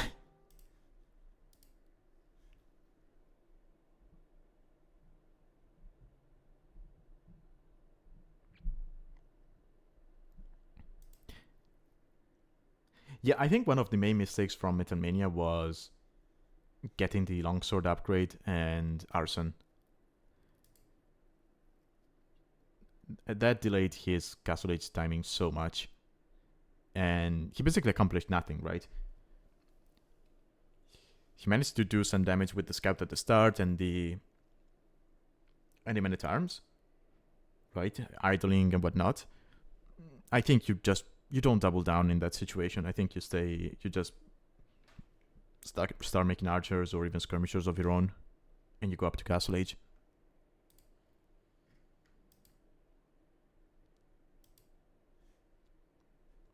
I mean, longswords in feudal are very strong, but they're very hard to justify in most situations.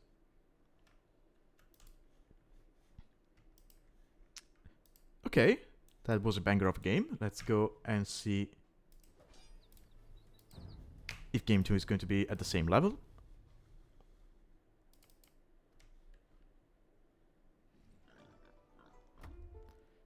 Okay. So, we have emigration here. Wait a second. Am I dropping frames again? Seriously?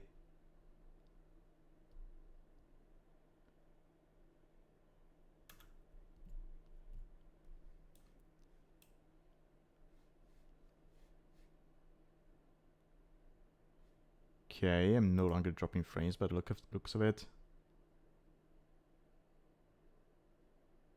Yes, I am.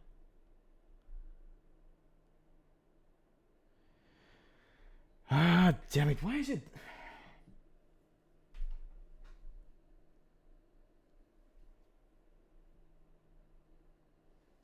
I'm going to keep the game paused because I don't want to have to deal with this again mid-game.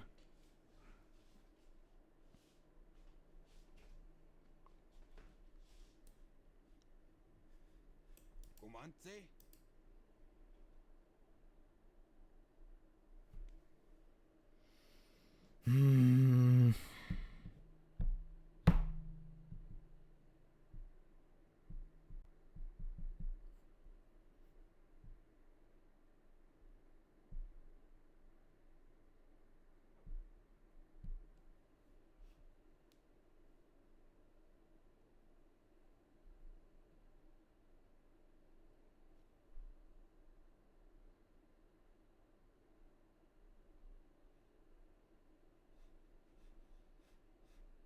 Okay. Okay.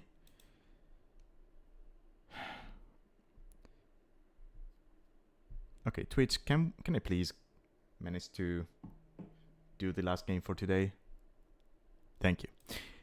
Okay, so game 2. We got...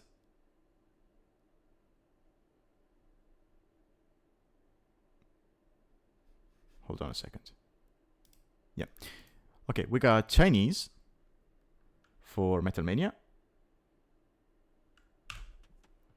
And Aztecs from Otter. Okay, so Otter already trying to go forward with the eagle to lame his opponent, but gets spotted.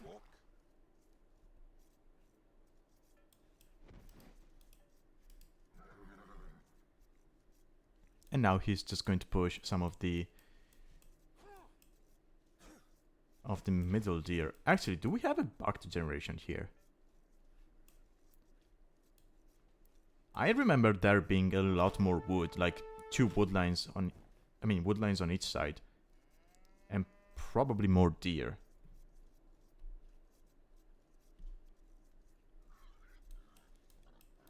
Maybe not bugged, but still a weird generation.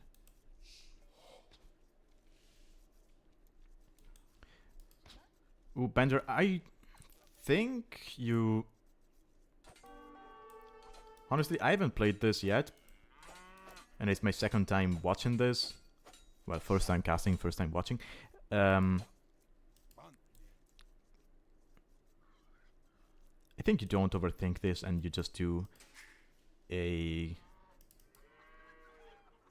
usual hybrid build and you go build the dock at the usual timing for a hybrid build. And then maybe instead of going for the third fishing ship, you go for a transport and you just go to the outside to get the gold and whatever. And you delay few delays by like 2 vills, something like that. I don't know, again, I haven't tested it, so that's how I'm thinking about it. Might be wrong, might be right. I'll have to play this to be able to tell you. Yeah, second dock is really important. I think the second dock goes here. Right, on the outer ring, because there's so much fish. I think you start fishing here anyway and you just take shore fish. Just to get that extra eco. And once you move to the outside and you have the second dock, you move your fish over there.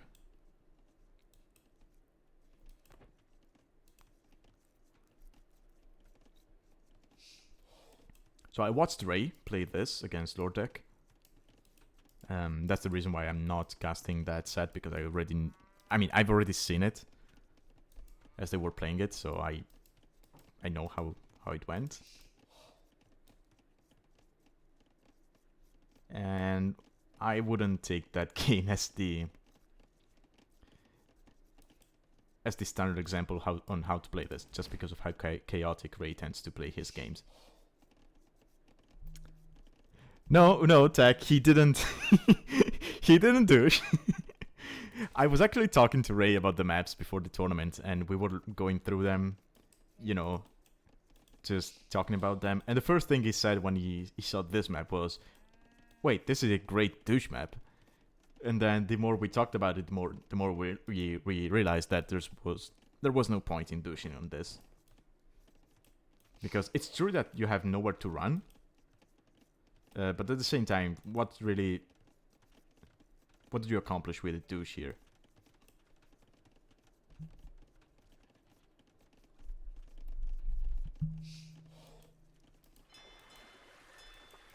So probably going to the outside is what your priority should be. I mean, depending on the generation, okay, so let's say there was a second wood line here. If you douche in between the wood line and your opponent's TC, like, let's say you drop a TC here, then that's a great douche, right? Because suddenly your opponent does not even have the wood to build a transport and go to the outside. But if you cannot deny the wood line, then, I mean, your opponent, he will just let the TC go down and go to the outside and rebuild the TC on one of these islands.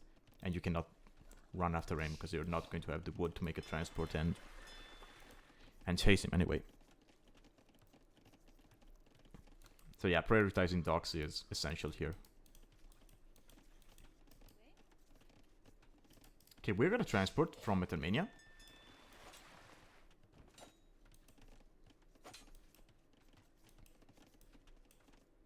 Also, by the way, I like Aztecs. They don't have a very good navy in the long run. They don't even get galleons. Oh, wait, with new water. Okay, with the new water then they might not be dead, but you're still missing galleon though. I mean, sure, you get Carax and you get fast fires.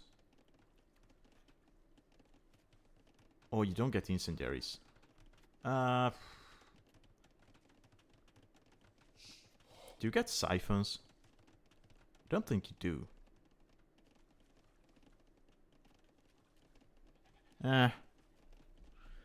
No, you don't get siphons.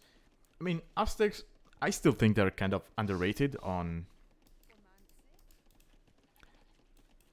hybrid / water maps because the production bonus applies to the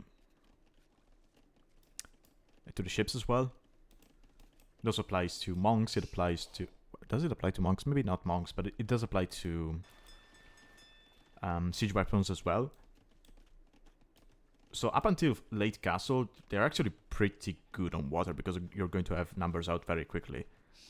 It's just they suck in Imperial. So...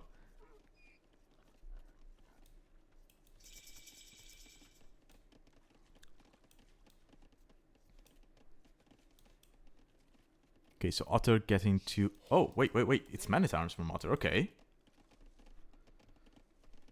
Ooh, I like this.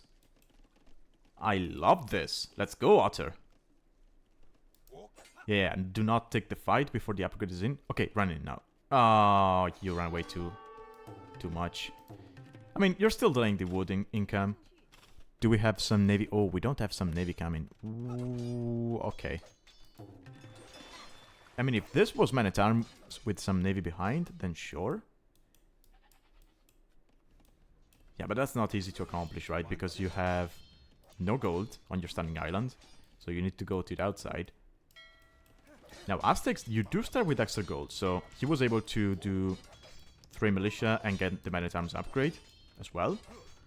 Is he going to get trapped here? No way. No.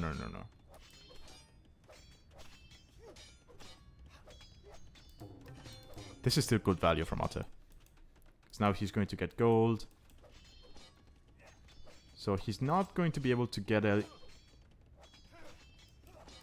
warship out before his opponent has some, but this is still fine. I would like to see maybe a second dock. Oh, he even went for an archer range. And he got trapped. Maybe he should have gotten out the moment he saw his opponent was trying to trap him.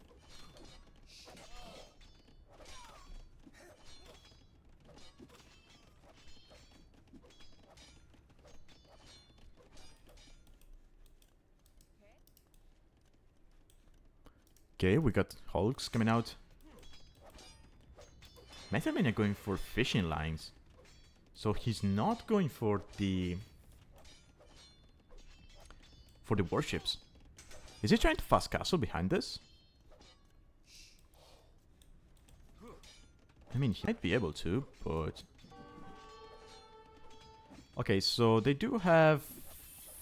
Where is it? Come on. Yeah, fire ships move faster for the Chinese. So that's an option. I mean, you've got hogs out for Otter, so maybe fires are not going to cut it, but... Yeah, this is good pressure from Otter. Honestly, if he manages to take out the transport, that's huge. Even if he doesn't kill the Vils. Yeah, if you take down the transport, you're in good position because you know your opponent is going to be struggling for wood since you saw him run. Transports are not cheap, right? It's 125 wood.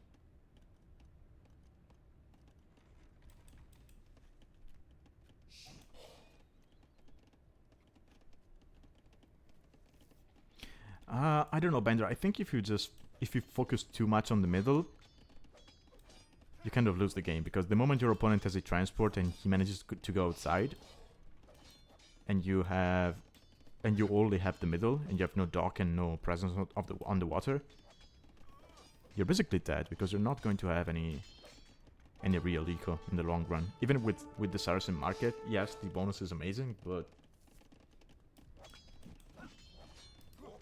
it's still better to have a proper eco in the long run.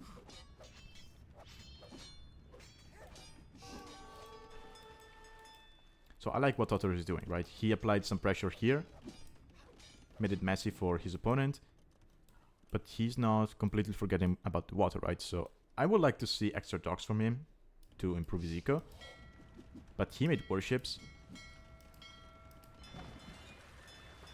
Yeah, Hulk stacking the docks is so pitiful to watch. They took no damage whatsoever. Okay, Metalmania again, Wheelbarrow. He's going to be able to click up to Castle Age behind that. But Otter is already on his way to Castle himself.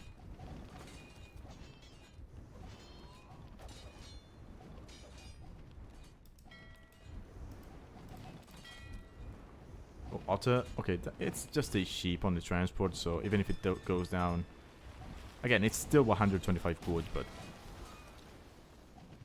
okay, Otter made a fire ship. Not too sure for what, maybe a misclick. But yeah, Otter needs more docks here. He's got Veils out here, so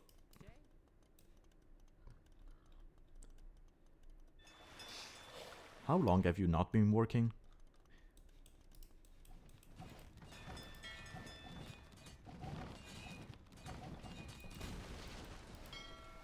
Okay, Otter needs to chill. Okay, yeah, galleys, I like that. They're going to counter the Hulks. He's going to be able to mass them quickly. He doesn't have a blacksmith, so fletching is not in yet, but he can afford that.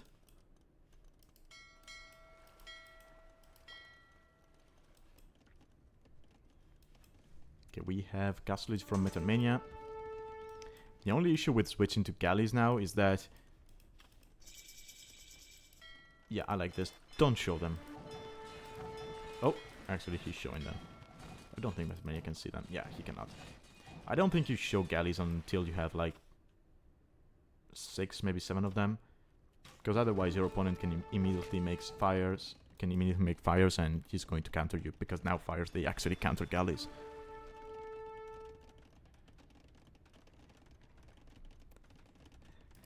Hey Raven, welcome. Yeah, Maxi would just douche. Let's face it.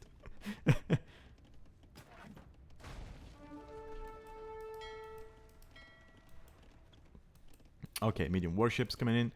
Fire Galley is now coming out for the Chinese. Metalmania has got a very good amount of wood. He's going to be able to drop extra TCs. He could drop extra docks here. I would like to see more docks from Otter.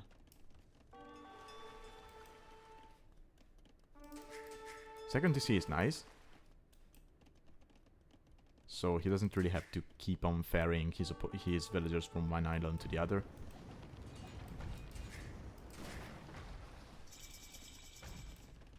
Metalmania, triple dock coming up.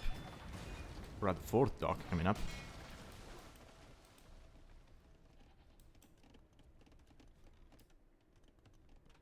Okay, second TC. It's a nice position. This would be a good position as well. Oh, he still has his scout alive. That's nice. So I can check out the other islands and see what they look like. Otter. I don't think he needed this. He should have realized that his opponent had nothing left here. So taking down this TC is... I mean, I'm not going to say pointless. It's just not a priority. I think that amount of wood that he invested on the Siege Workshop and the Manga could have gone into extra docks and work alleys.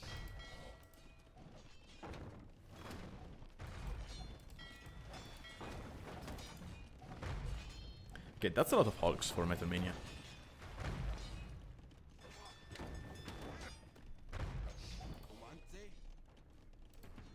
Otter making extra egos, but he doesn't know which island. Actually, he should know which island his opponent is on, right? I mean, he sees... Yeah, he sees that house. He sees stuff coming from there.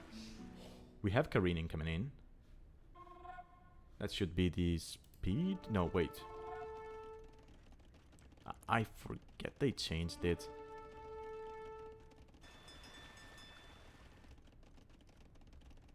Is it the Pierce Armor? Yeah, it's the Pierce Armor, right?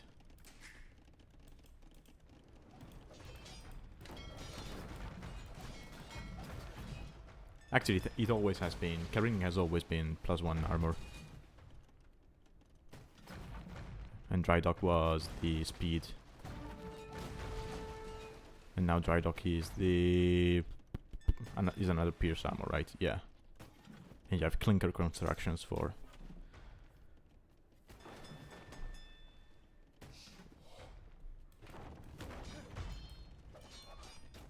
Okay, so Otter completely cleaned this side. Or rather, this island. He's now going to have a healthy amount of war galleys. The issue is, we have a lot of fires from Metalmania now. And they have Dry Dock. And they move faster because they're Chinese, and he could get Clinker Construction on those to make them move even faster. Which would make it easier for him to, even easier for him to counter the War Galleys.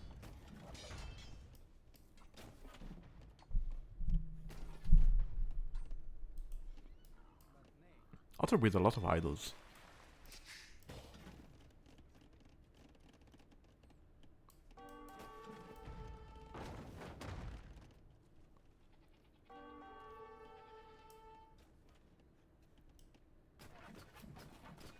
Yeah, those views have been idle for a long time. Ooh, okay, this might be bad for Otter.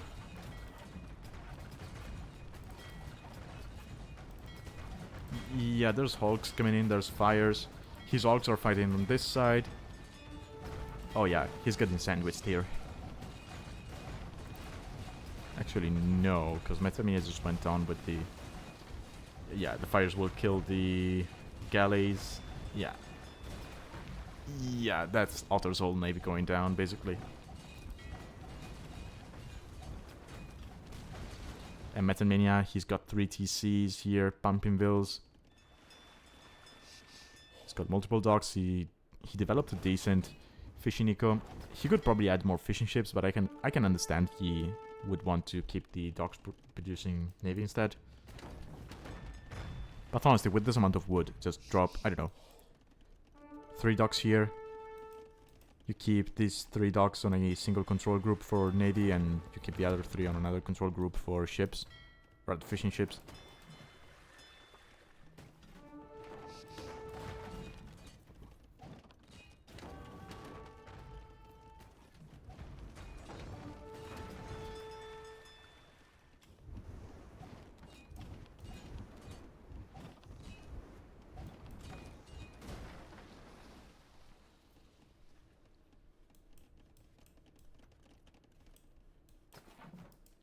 Okay, Otter... Okay, I was about to say that.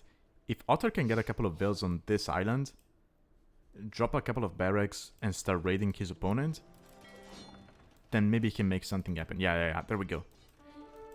I mean, the castle here is going to protect the shoreline, but if Eagles start running this way, the castle is not going to be able to do too much. And even Chukanus, I mean, they're a strong unit, but if you have to deal with the mass of eagles, I don't know if they can cut it.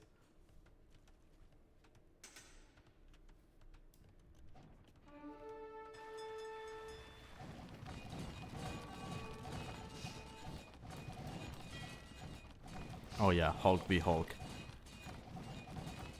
Oh yeah, this is the new water. Can't you see how much better it is? Can't you see how great this addition is? God, I hate the new water. Anyway.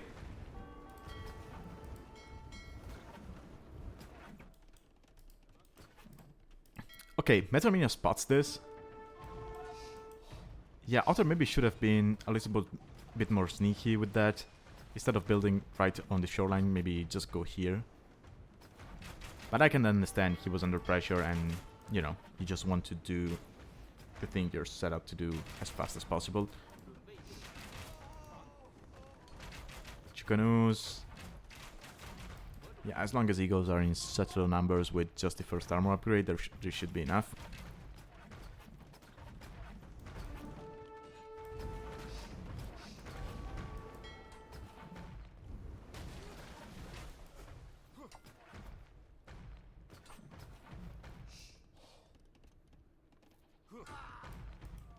Otter behind this.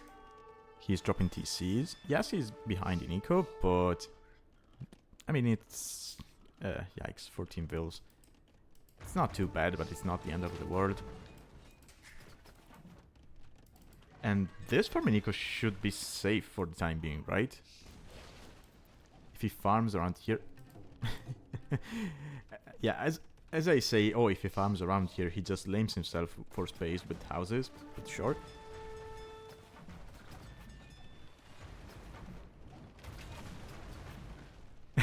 Yeah, Otter. They're trying to silence me, but they never will.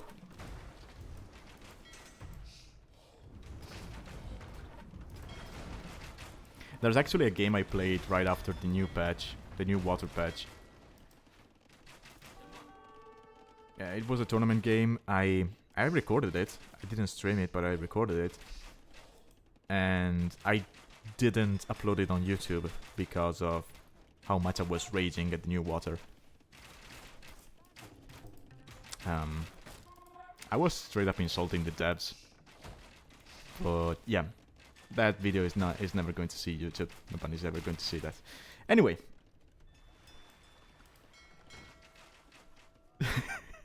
No, trust me, that's not a good clip. The one when I sacrifice my own crossbows is a good clip, but that one is not a good clip.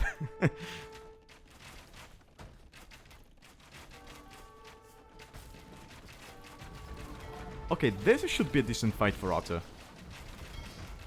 If he goes in.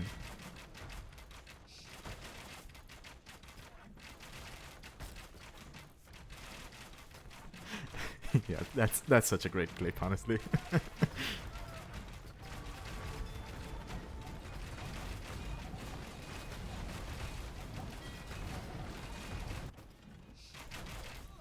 Ooh, okay, these Chukuno's raids. Okay, luckily for Otter, he had a couple of scorpions here from when he cleaned everything, so he's going to be able to hold this eco, but he's kind of losing water.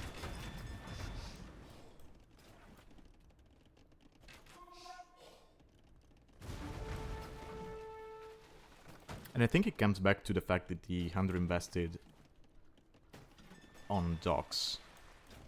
Because, yeah, now they're both on 3 docks, and the Aztec bonus should favor Otter for the production.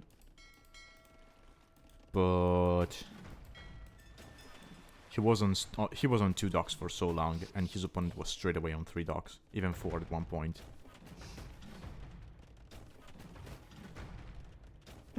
Losing water. Yeah, that's a good one.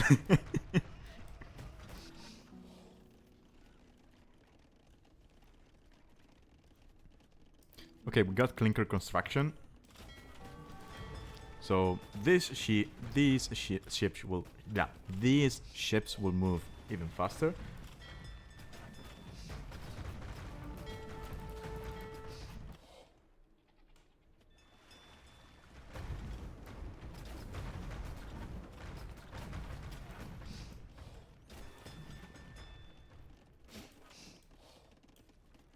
Okay, Otter is closer to Imperial. Oh, never mind. Metalmania just clicked. I mean, if Otter sells, I don't know, 300 food, he should be able to click up. Okay, immediate double siege workshop to deal with the Chukunus.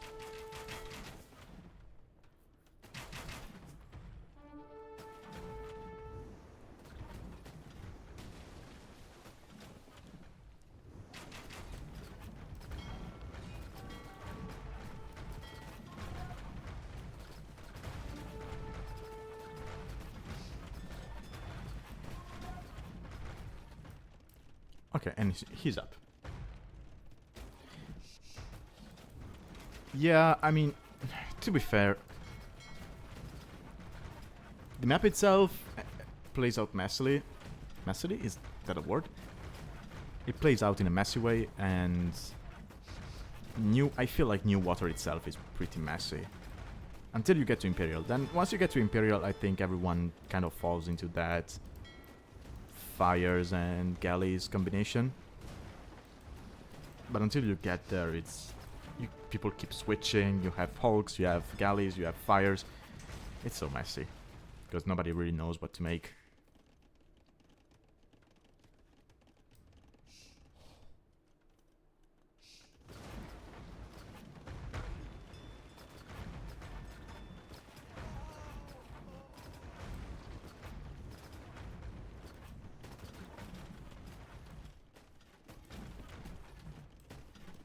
Okay, Chukunu's coming in, but we got a TC here protecting the Otter. If he notices. Yes. Fast fire coming in. Oh, sorry, it's siphons. That used to be the... That used to be the fast fire icon, wasn't it? Didn't it? But yeah, we could see dragon ships actually here for Metalmania.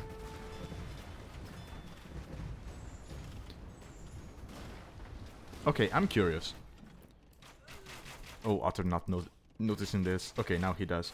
I'm curious. Now that we have a single upgrade for all warships, do you still have a separate upgrade for dragon ships? Or does this count? No, you don't. You do not. Okay, this... Yeah, this unit is insane, by the way.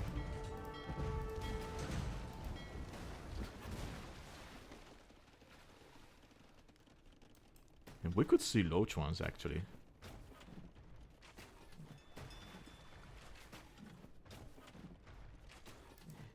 Yeah, imagine having fires on galleons. Oh, wait, Otter, you... Oh, you didn't know you had deep fish out here. Oh, okay, that explains why you didn't invest as much on water. Okay, yeah. Okay, yeah, now I understand. Yeah, dragon ships are so strong. Yeah, dry dock, they will move even faster.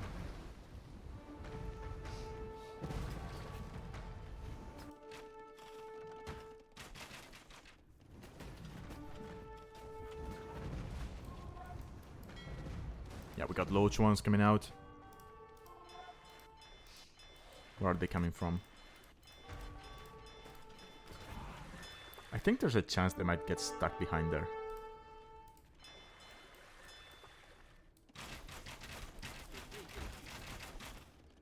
Okay, yeah, Metalmania will clean this.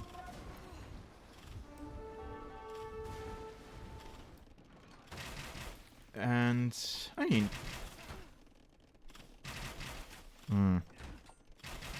Okay, so if Otter had a decent... I mean, if he had a good...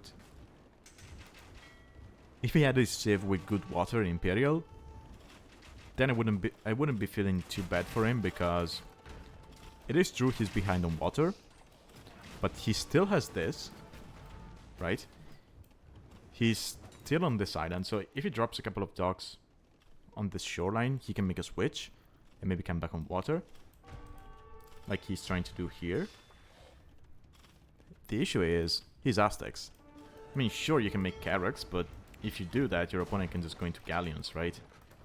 And I feel like even Loach ones, they deal pretty well with the Carracks, because they do have a arrow attack for ships.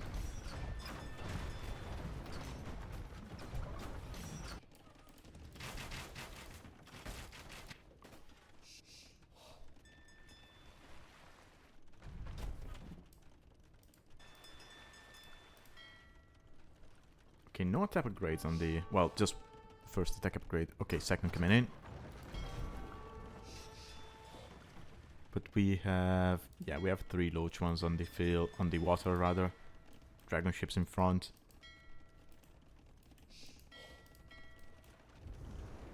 Actually, I don't think I've seen Loach ones deal with the Carracks yet. I'm curious to see how they do, how they do. Okay. So Dragon Boats do nothing against Carracks. That's good actually. But yeah, the Loach ones are just destroying the Carracks. Holy crap.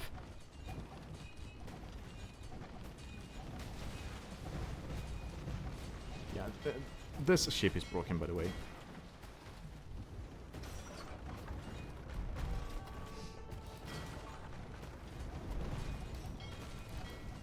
Yeah, Loach ones are just better galleons. They don't attack as fast as galleons, but holy crap, that damage output is just... It's insane.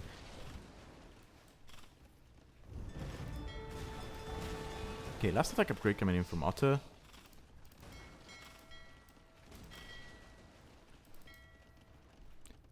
Is he missing any of the water attacks he gets? No. I mean, he's missing ship, right? But I don't think that's the main issue here. Oh, he's actually out of gold. Ooh, yikes.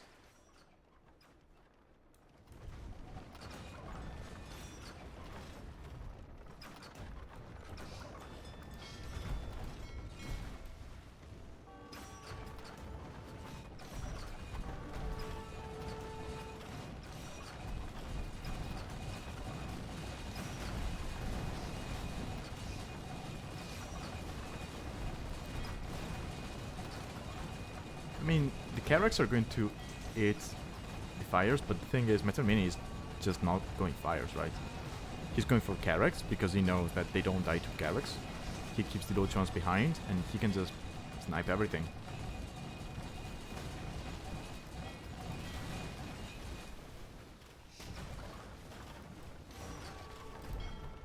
Yeah, in theory, fires counter them, but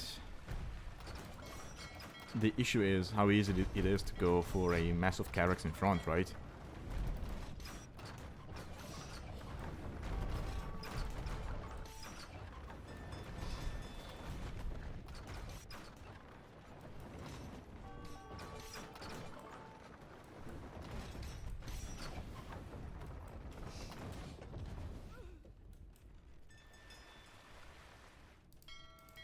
And I feel like with the amount of arrows they shoot, it might work out like the longboat from the Vikings, where theoretically, yes, fires they should be countering them because of the pierce armor, but in fact they don't.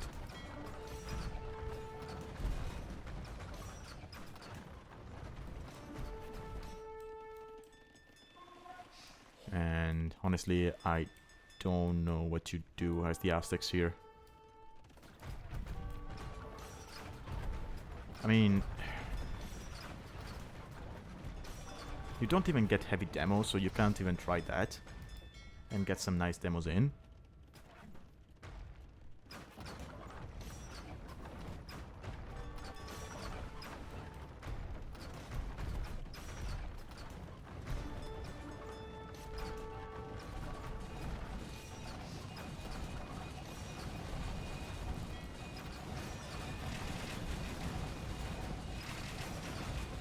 Okay, the Lotrons are not attacking the Carrax, so Otter has a chance here. Okay, Otter has a chance. Metalmania was distracted. Oh, I think he was on stand ground. Oh, no, they were attacking the ones in the back. So can Otter do this with full Carrax spam? No, because we have Galleons in the back as well now.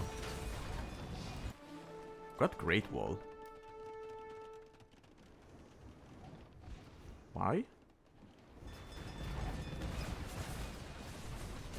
It only affects walls and towers.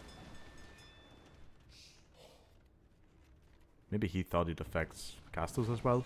I don't know.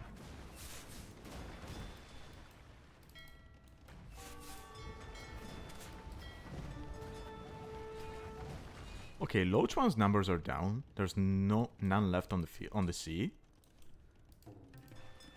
Otter. Okay, he's going for eagles here. So he should be able to keep his opponent off gold.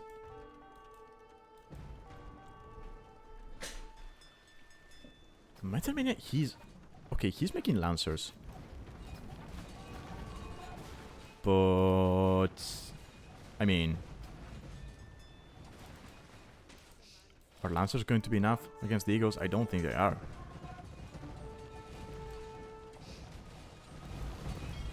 Okay, Otto pushing back here. Getting demolition ship. He's probably thinking, well, I don't get heavy demolition ship, but who cares? At least let's put out something. And he's converting the dragon ships, okay. Honestly, if Otter can... Okay, if Otter can take control of this island, I think that's game, right? Because yes, his navy is inferior, but at least he's going to have control, and thus he's going to have a navy, whereas his opponent will not have a navy.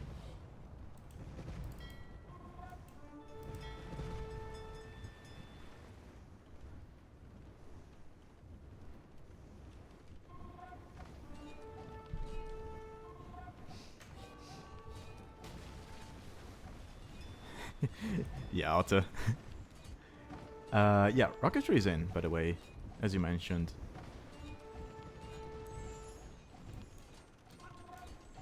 But there are no loach ones left on the sea, so... Okay, Metalmania trying to go for light cap here. But if Otter can get some ego spam going here, I don't think that's going to be enough.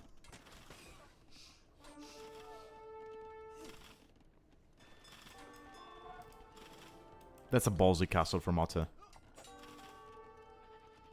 No, no, no, no, no, no, no, no, no. It's not going up. Okay, go back, go back. Oh, no, Otter, come on. Dude. Otter!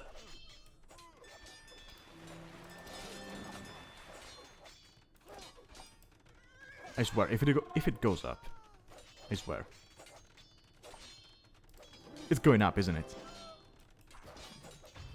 He's bringing more vills. Okay. Okay, the castle is going up. I mean, I guess vills can be sacrificed right now.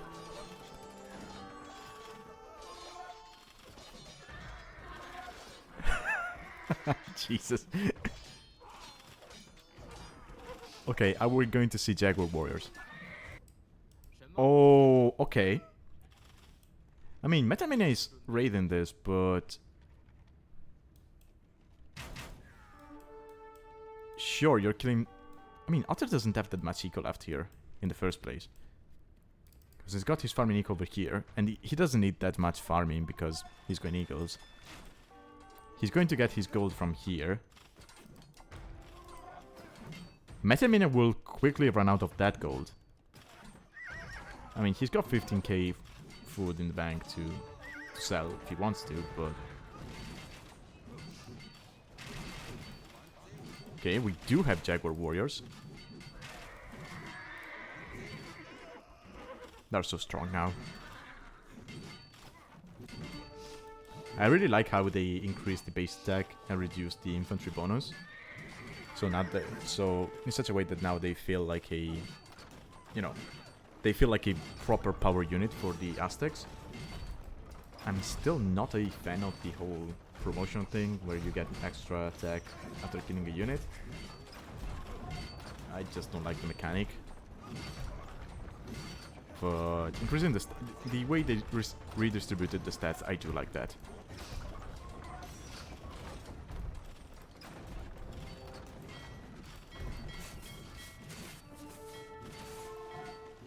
Okay. I mean, he died, right? But that Jaguar Warrior who got promoted by destroying a ship, he's going to be a legend with spells.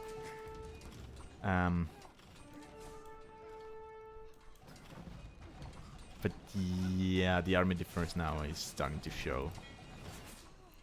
And Otter, he ran out of gas, basically. He's going to get raided over here as well. He doesn't really have wood access. I mean, he's got this, but he can just he's just going to get taken out by the navy. The moment this gets cleaned, I think it's GG for Otter. Who, to be fair, held on way longer than I would have expected with this kind of save on water, so well played for him.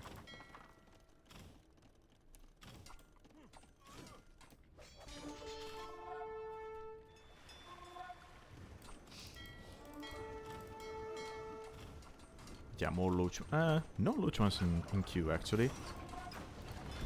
But there are enough Garrix here to take care of everything else, so...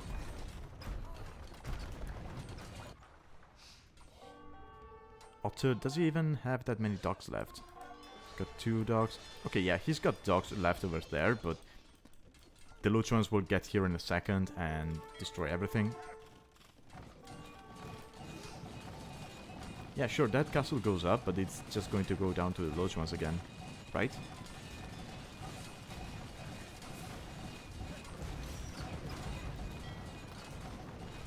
Yeah, and Otter cost the GG. He knows he's too far behind.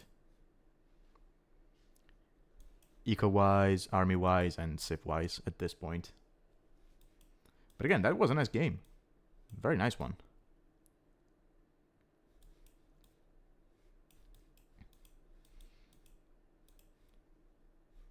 Again, I think Otter not realizing there was deep fish on the outside was probably what lost him the game, because, again, he didn't invest as heavily as his opponent at the start of the game on water. And I think that snowballed into him losing the game, because it gave his opponent time to actually get to this position. I think if Otter realizes there's deep fish and just goes for the docks straight away and invests properly on water after the damage he did here on land, I think then he can take the game, I believe.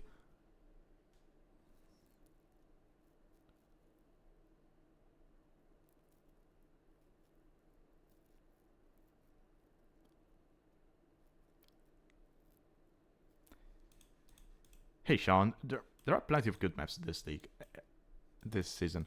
Every single map I've casted has honestly delivered. Creator of Doom, I expected games to be over very, very quickly, but there have been very nice games, well thought out.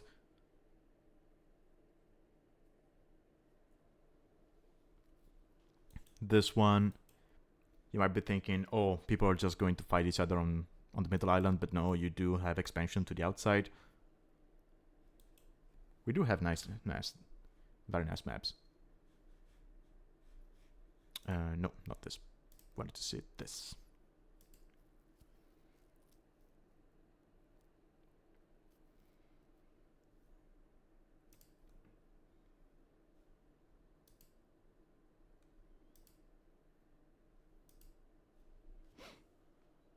Okay, is there a game 3 or did they play 2 games only?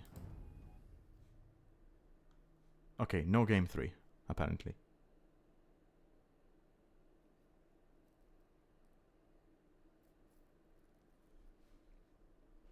Okay, no game 3, so I think I'm going to end the stream there. Let's see. Oh, Ray is streaming. Yeah, I'm going to raid Ray. Alright.